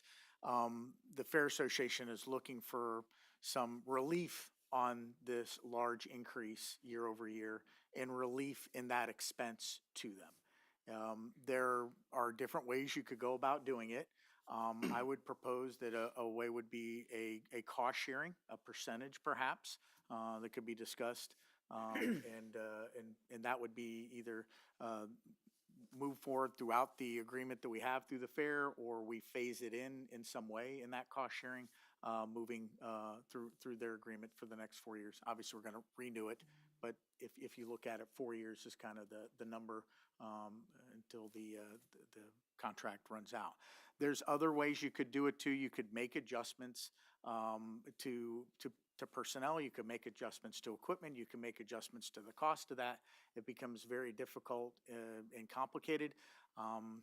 One item that I would say that we need to take a look at and kind of addresses, we've already had events from October 1st of last year to now that we've used this systematic approach, and I would ask Lauren to mention that and discuss that. There have been different events that have happened at the fair with large numbers.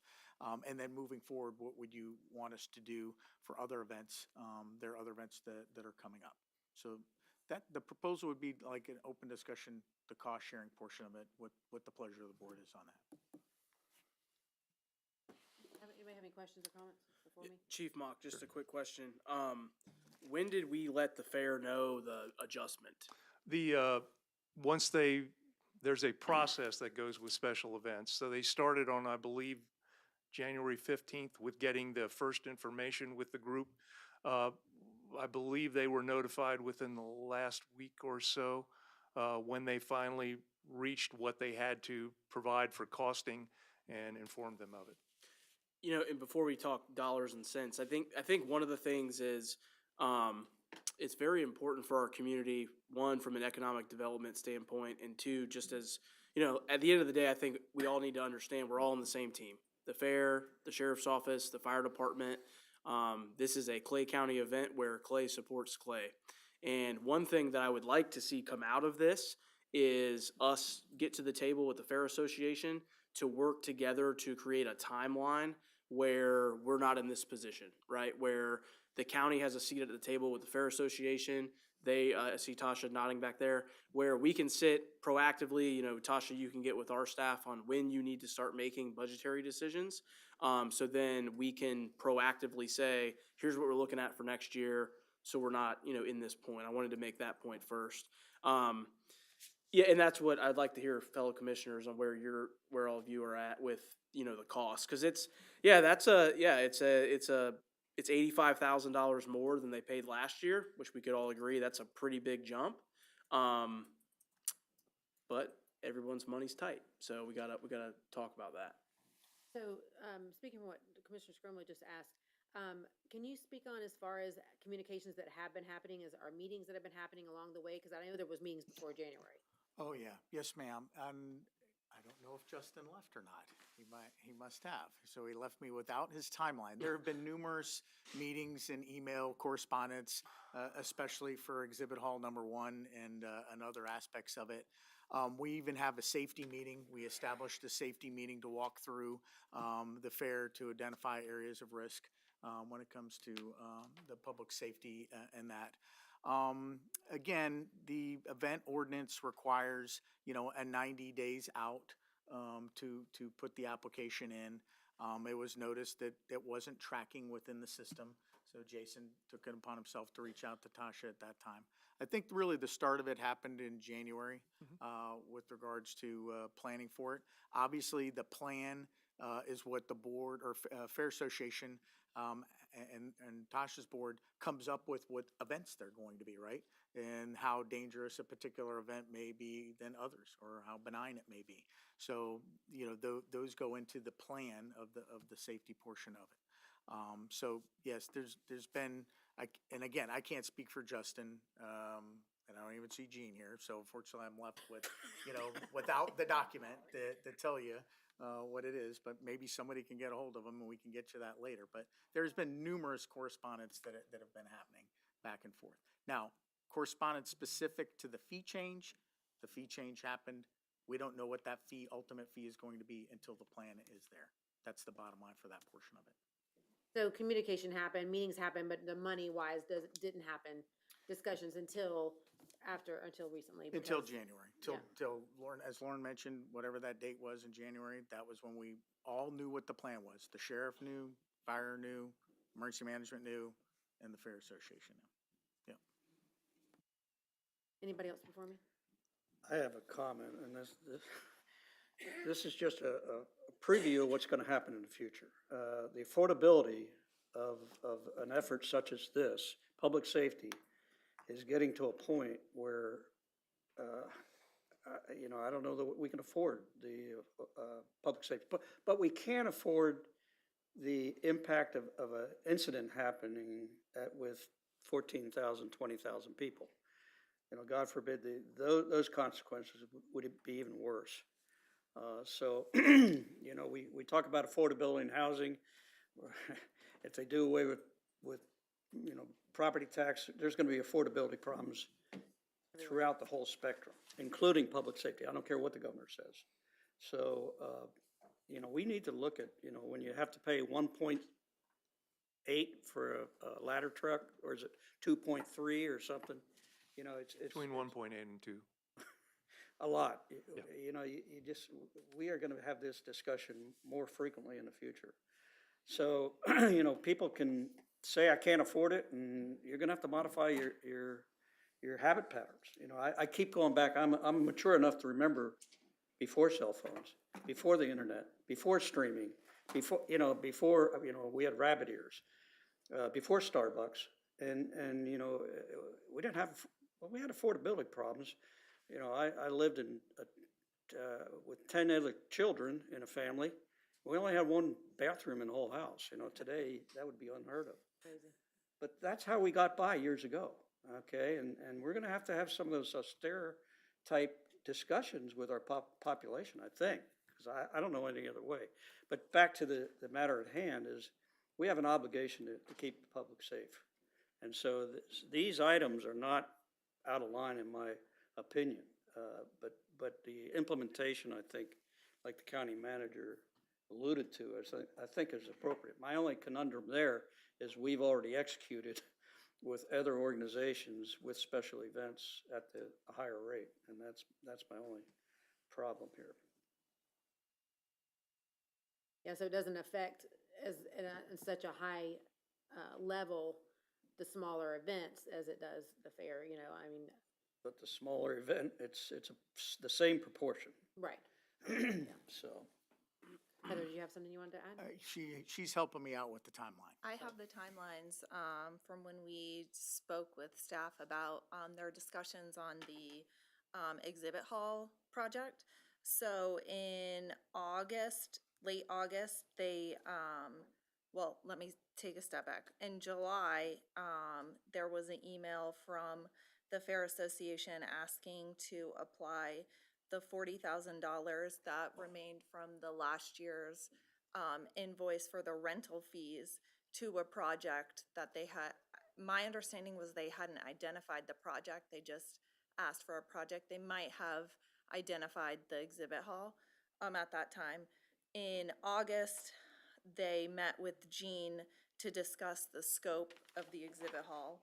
And that's when after that meeting, they met with our capital projects team to get an estimate for that project. October 14th, there was a letter from the Fair Association formally requesting that $40,000 balance be applied to this project. And then I have December 9th. The fair gave us their scope with the estimate from their contractor.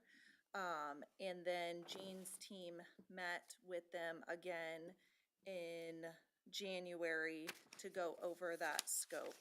And prior to that, a week before that, we had sent them suggestions on the scope for areas that they had seen where the scope from their contractor did not meet the scope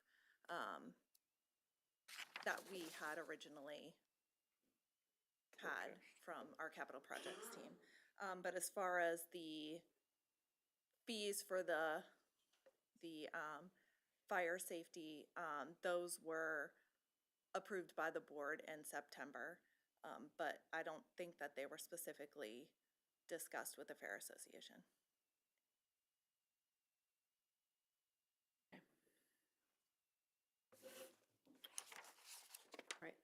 Go ahead. I just have a quick question. So, and this is why when we were talking about the funds from the former rental fees, I guess this is a question for Howard. You know, the former rental fees and the current rental fees of $115,587. Could that be applied to this cost theoretically, or is it the same budget?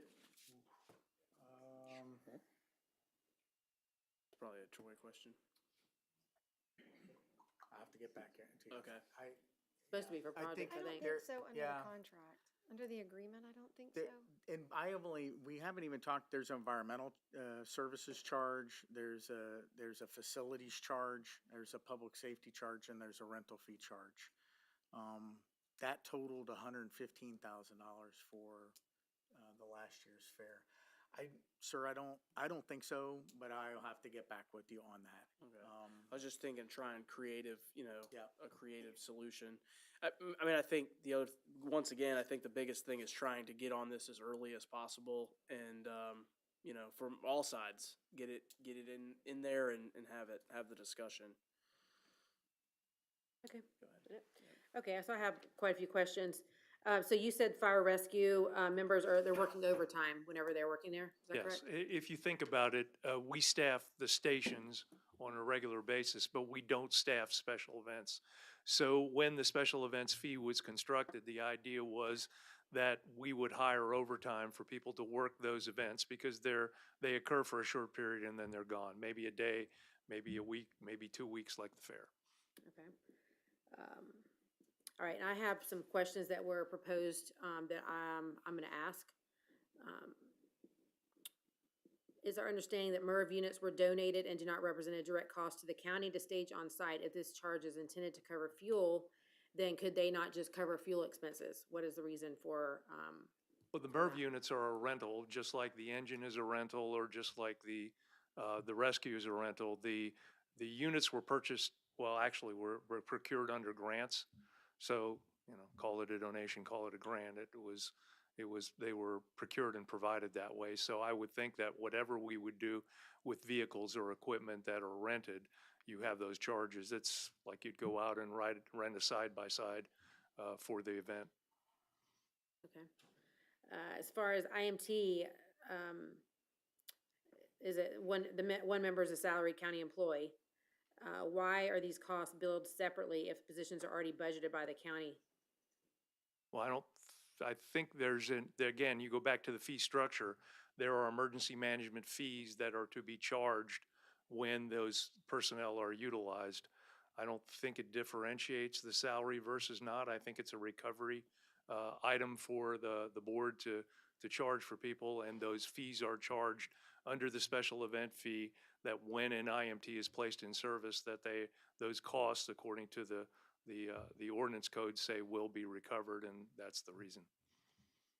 Okay.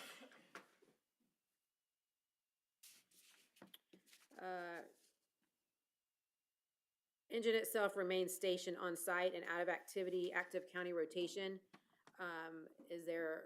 Why would we not consider removing the equipment cost portion, as it does not appear to represent an incremental county expense? Well, it goes back to the rental, right?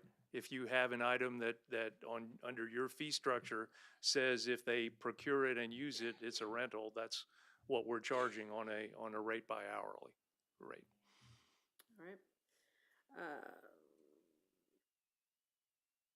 Equipment charges, when transports occur, patients are billed for these services. Could we clarify why the fare is also being billed in those instances? Well, the individual is billed for the medical care that's provided, separate and apart from the standby for the event. So whether we pick someone up at a vehicle accident, when we pick somebody up at their home, or we pick somebody up at the fair, that transport cost is provided as part of a recovery that the board directs for fees for services.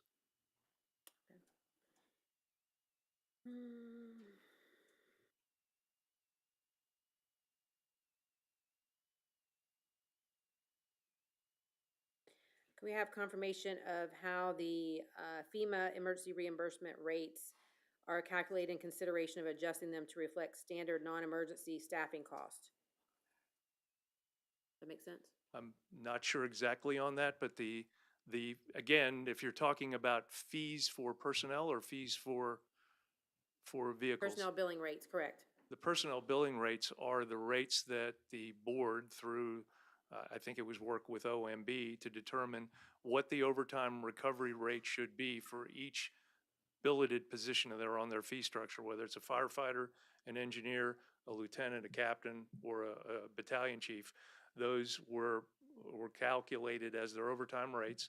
The proposal was to recover both the FICA costs as well as the FRS costs for the retirement system, and it's essentially a blended rate that becomes the rate for each of those positions and are established within your rate fees. were some of these services then, and what rentals were provided for free pretty much in the past? Well, if you look, they were not included on the past itemized billing in the 2025 fair. And now, as part of the fee structure, they're included for this year. They're not in the fees, but they were actually there still, correct? We're still there, yes, Just ma'am. not being charged for. Correct. And that's since the beginning of the fair? Pretty much? I'm going to go back. My experience was I don't think we have charged in the past for that until the fee structure came into play. And how much of that 130,000 is that? Is it, I know you probably don't have it right in front of you. Well, I can look, but you have to break it out. It's a percentage cost of that About 130,000. 40,000? Around 40. Okay, and my last one is, what is the responsibilities of fire and rescue at the fair? I think we're there as a standby coverage for when people are injured or there's an incident or event. I mean, we have fought fires in the past there, and mostly we pick up people under heat or too much fun. And most don't get transported, but some do. On days when the weather is particularly hot and miserable, those are the days that we have seen in the past that we have pretty heavily had people that we were transporting off-site. And it's logical. We see it whether it's the Scottish Games when they occur. If it's a hot day, we transport and have to rotate a lot of units through. If it's not, it all goes well. Okay, so just like law enforcement, public safety, they're there in case something happens. They're there for emergency. So I've been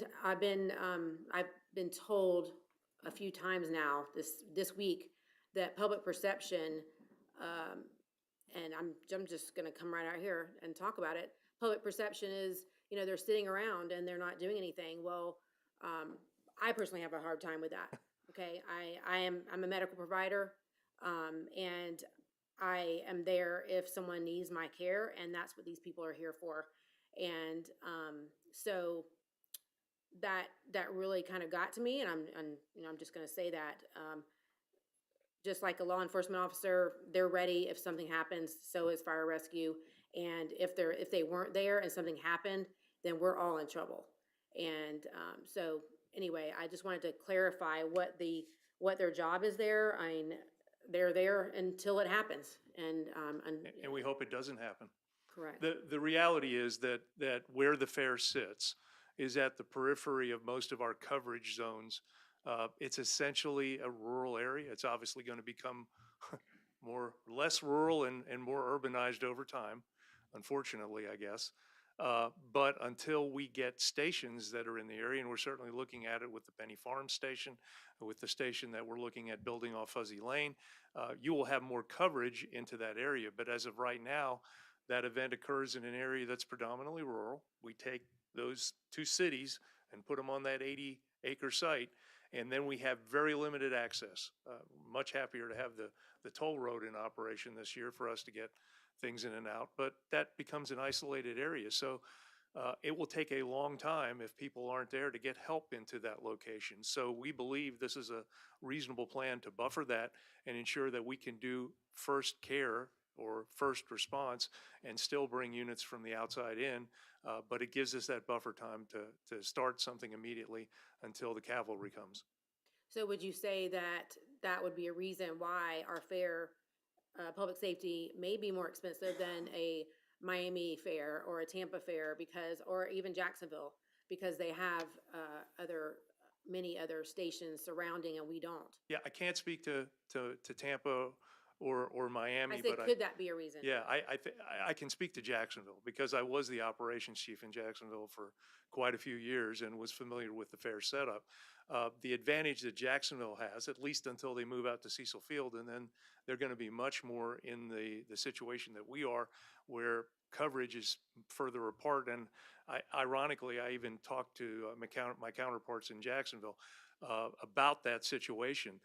They have the advantage that literally they have Station 1, one of their primary stations, almost the distance from the back of the fair to the front of our fairgrounds, right? So the station would be in the back, the fairgrounds in the front, and they can get out of that station and get an entire group of engine, ladder, a rescue, a chief, a command van to that scene in very short order. Jacksonville has that advantage because of where it's sat in that downtown core. They could cover it up. We don't have that opportunity, and we don't have the same number of stations or capacity to do something like that. So I think that's the distinct difference there between Jacksonville and us, and I assume some of those same things happen in those other cities. All right, thank you. I think, we all hope and pray nothing ever happens, but we know things do. And this is another one of our tough decisions as a board. And the fair is in my district, but I know we all love and enjoy the fair, and we don't want it to go anywhere. We don't want, we don't want this to be the case, but it is. And and definitely the way it was implemented could use some work, and I have asked for Howard and Tasha for us to be able to meet like maybe halfway through the year and see if we can keep anything like this from happening, or, but still the cost is going to be there, and we know that.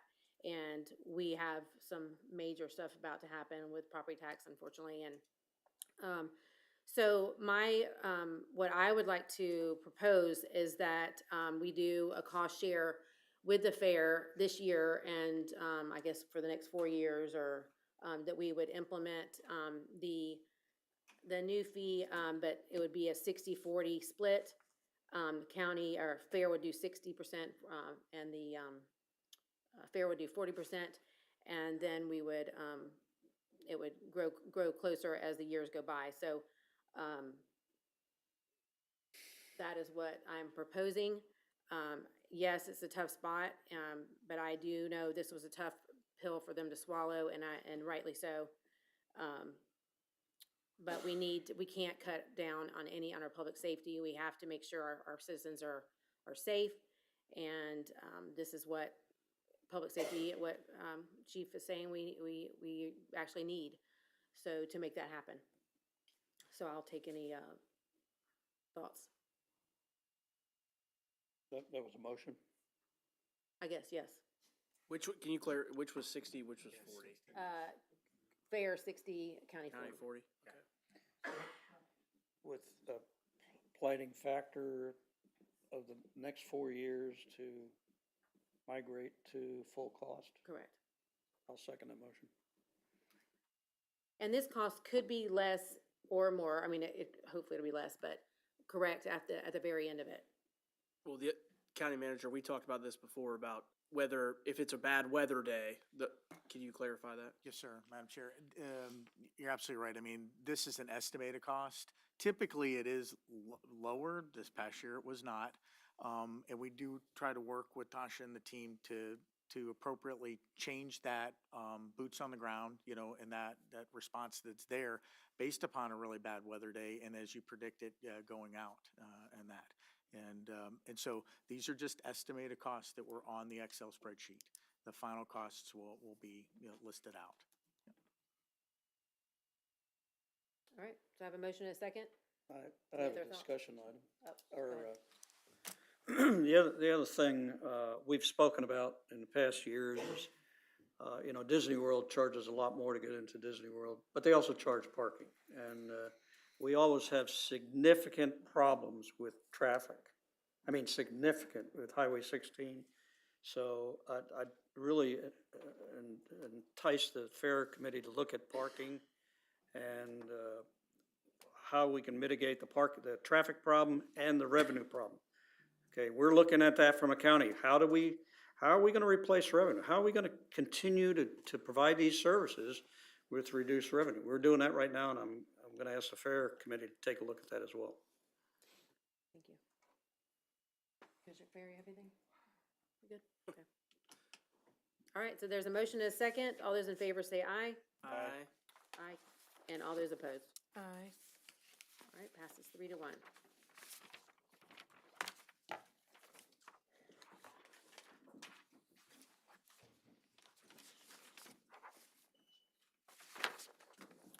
All right, we will go on to letters for action.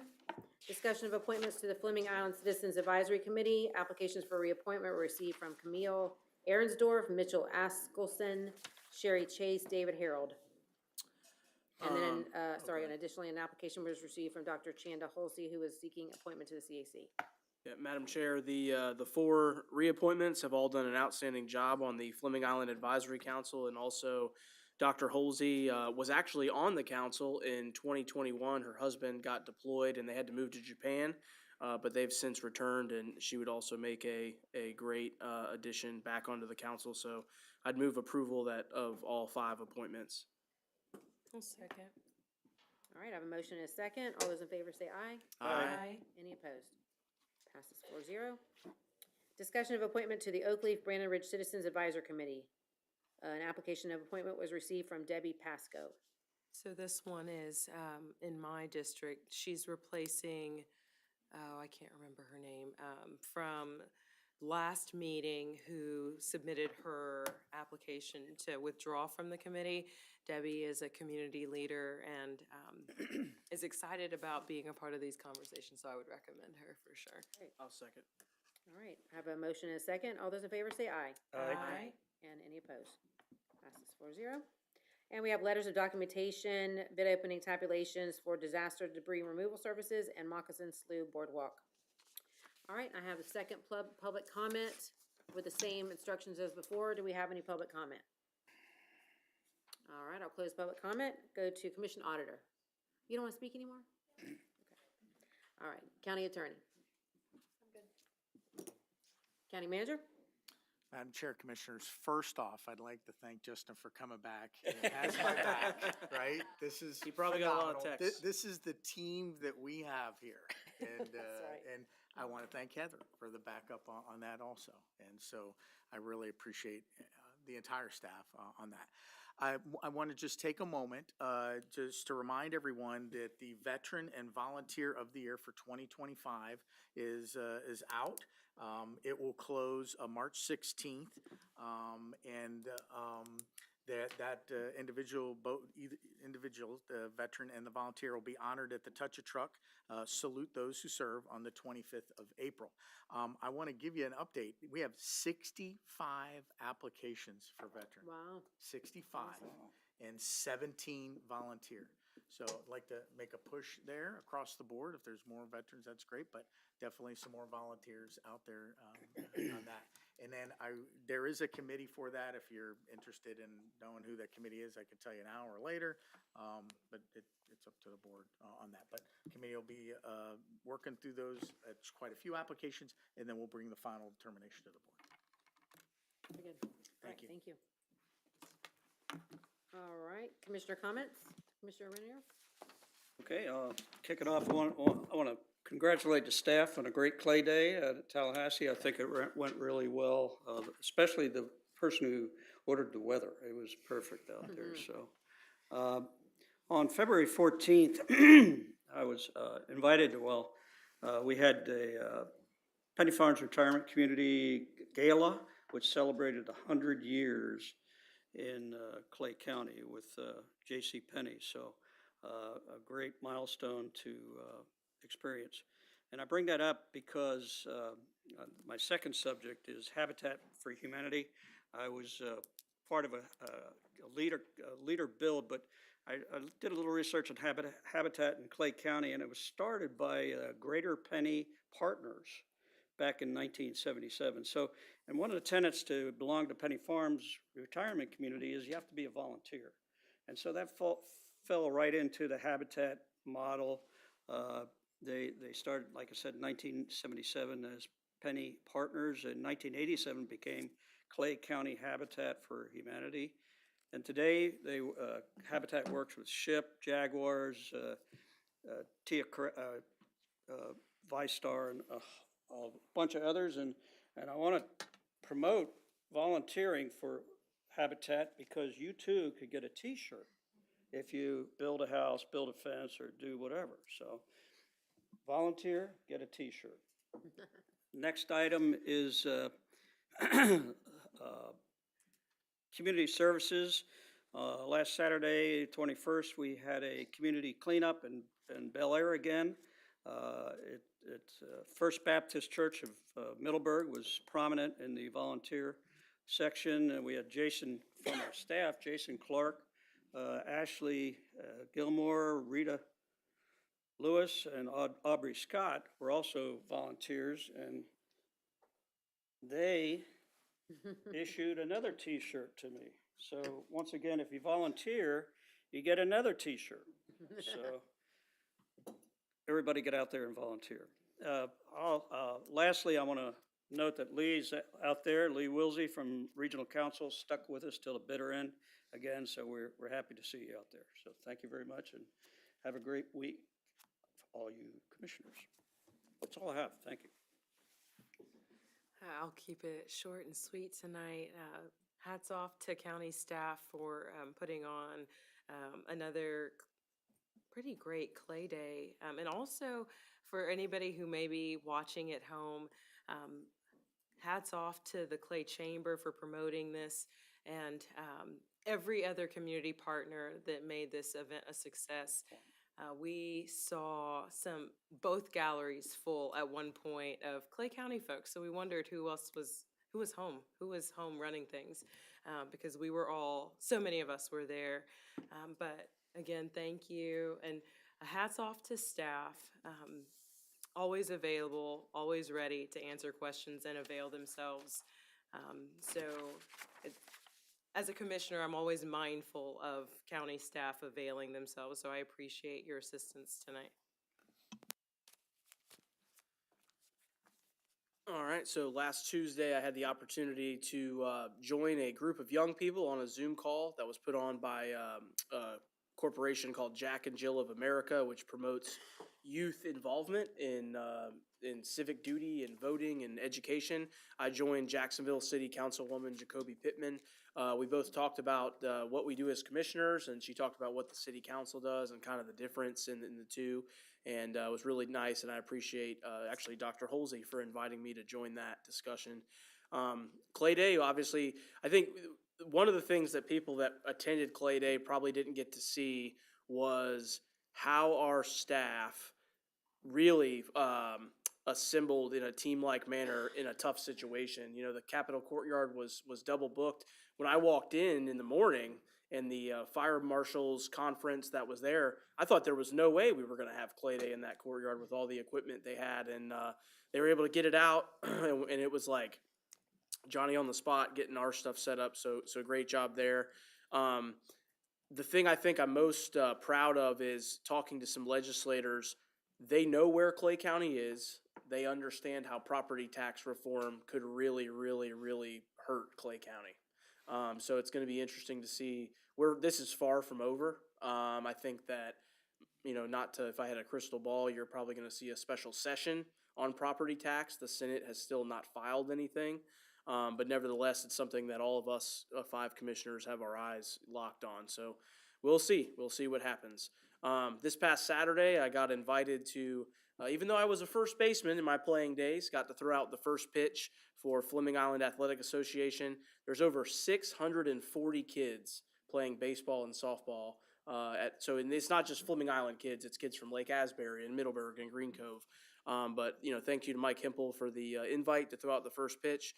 Gordon Chevrolet presented them with a $2,000 donation, which was really cool for the association. And best of luck to everyone who's kicking off their first games this weekend. Pray for good weather.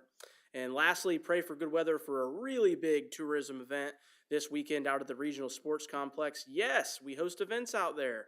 And there's a really big one. 250 soccer teams are going to be in Clay County, over 160 from outside our community. They'll be using not just the Regional Sports Complex, they'll be using Clay County Soccer Club and also, I believe, Ringhaver Park as well. Yep, so 3 sites, 250 teams. So if you're in a Publix or a supermarket on the weekend, you'll probably see some kids in soccer uniforms. But great opportunity for us from a tourism perspective, and looking forward to keeping that going. You have the flag one coming up too, right? Yep, that's the following weekend. Yep. Awesome. March 6th and 7th, I think. Awesome. All right. I also enjoy Clay Day. A lot of people that are just out there didn't know how everybody was scurrying around to accommodate because Representative Garrison came out early. So I was still at the hotel after getting there, rushing from work, when they called and said, "Where are you at?" And so, you know, I'm rushing there. Christy dropped me off. Thank goodness I had a driver for me. And so that was good. We were able to get on stage and let them present, him and Representative Sapp, and then later Senator Bradley. So that was awesome. And even I heard Howard actually even put his sleeves up and got out there in that courtyard to get everything together. So they were all scurrying around. And then the next morning, Sharice and was it you and Karen? Who was out there with the signs? Because we didn't know where to go. And, yeah, and it was all windy, and they're all like getting blown all around with their signs telling us where to go down the road. So definitely team effort. That was awesome.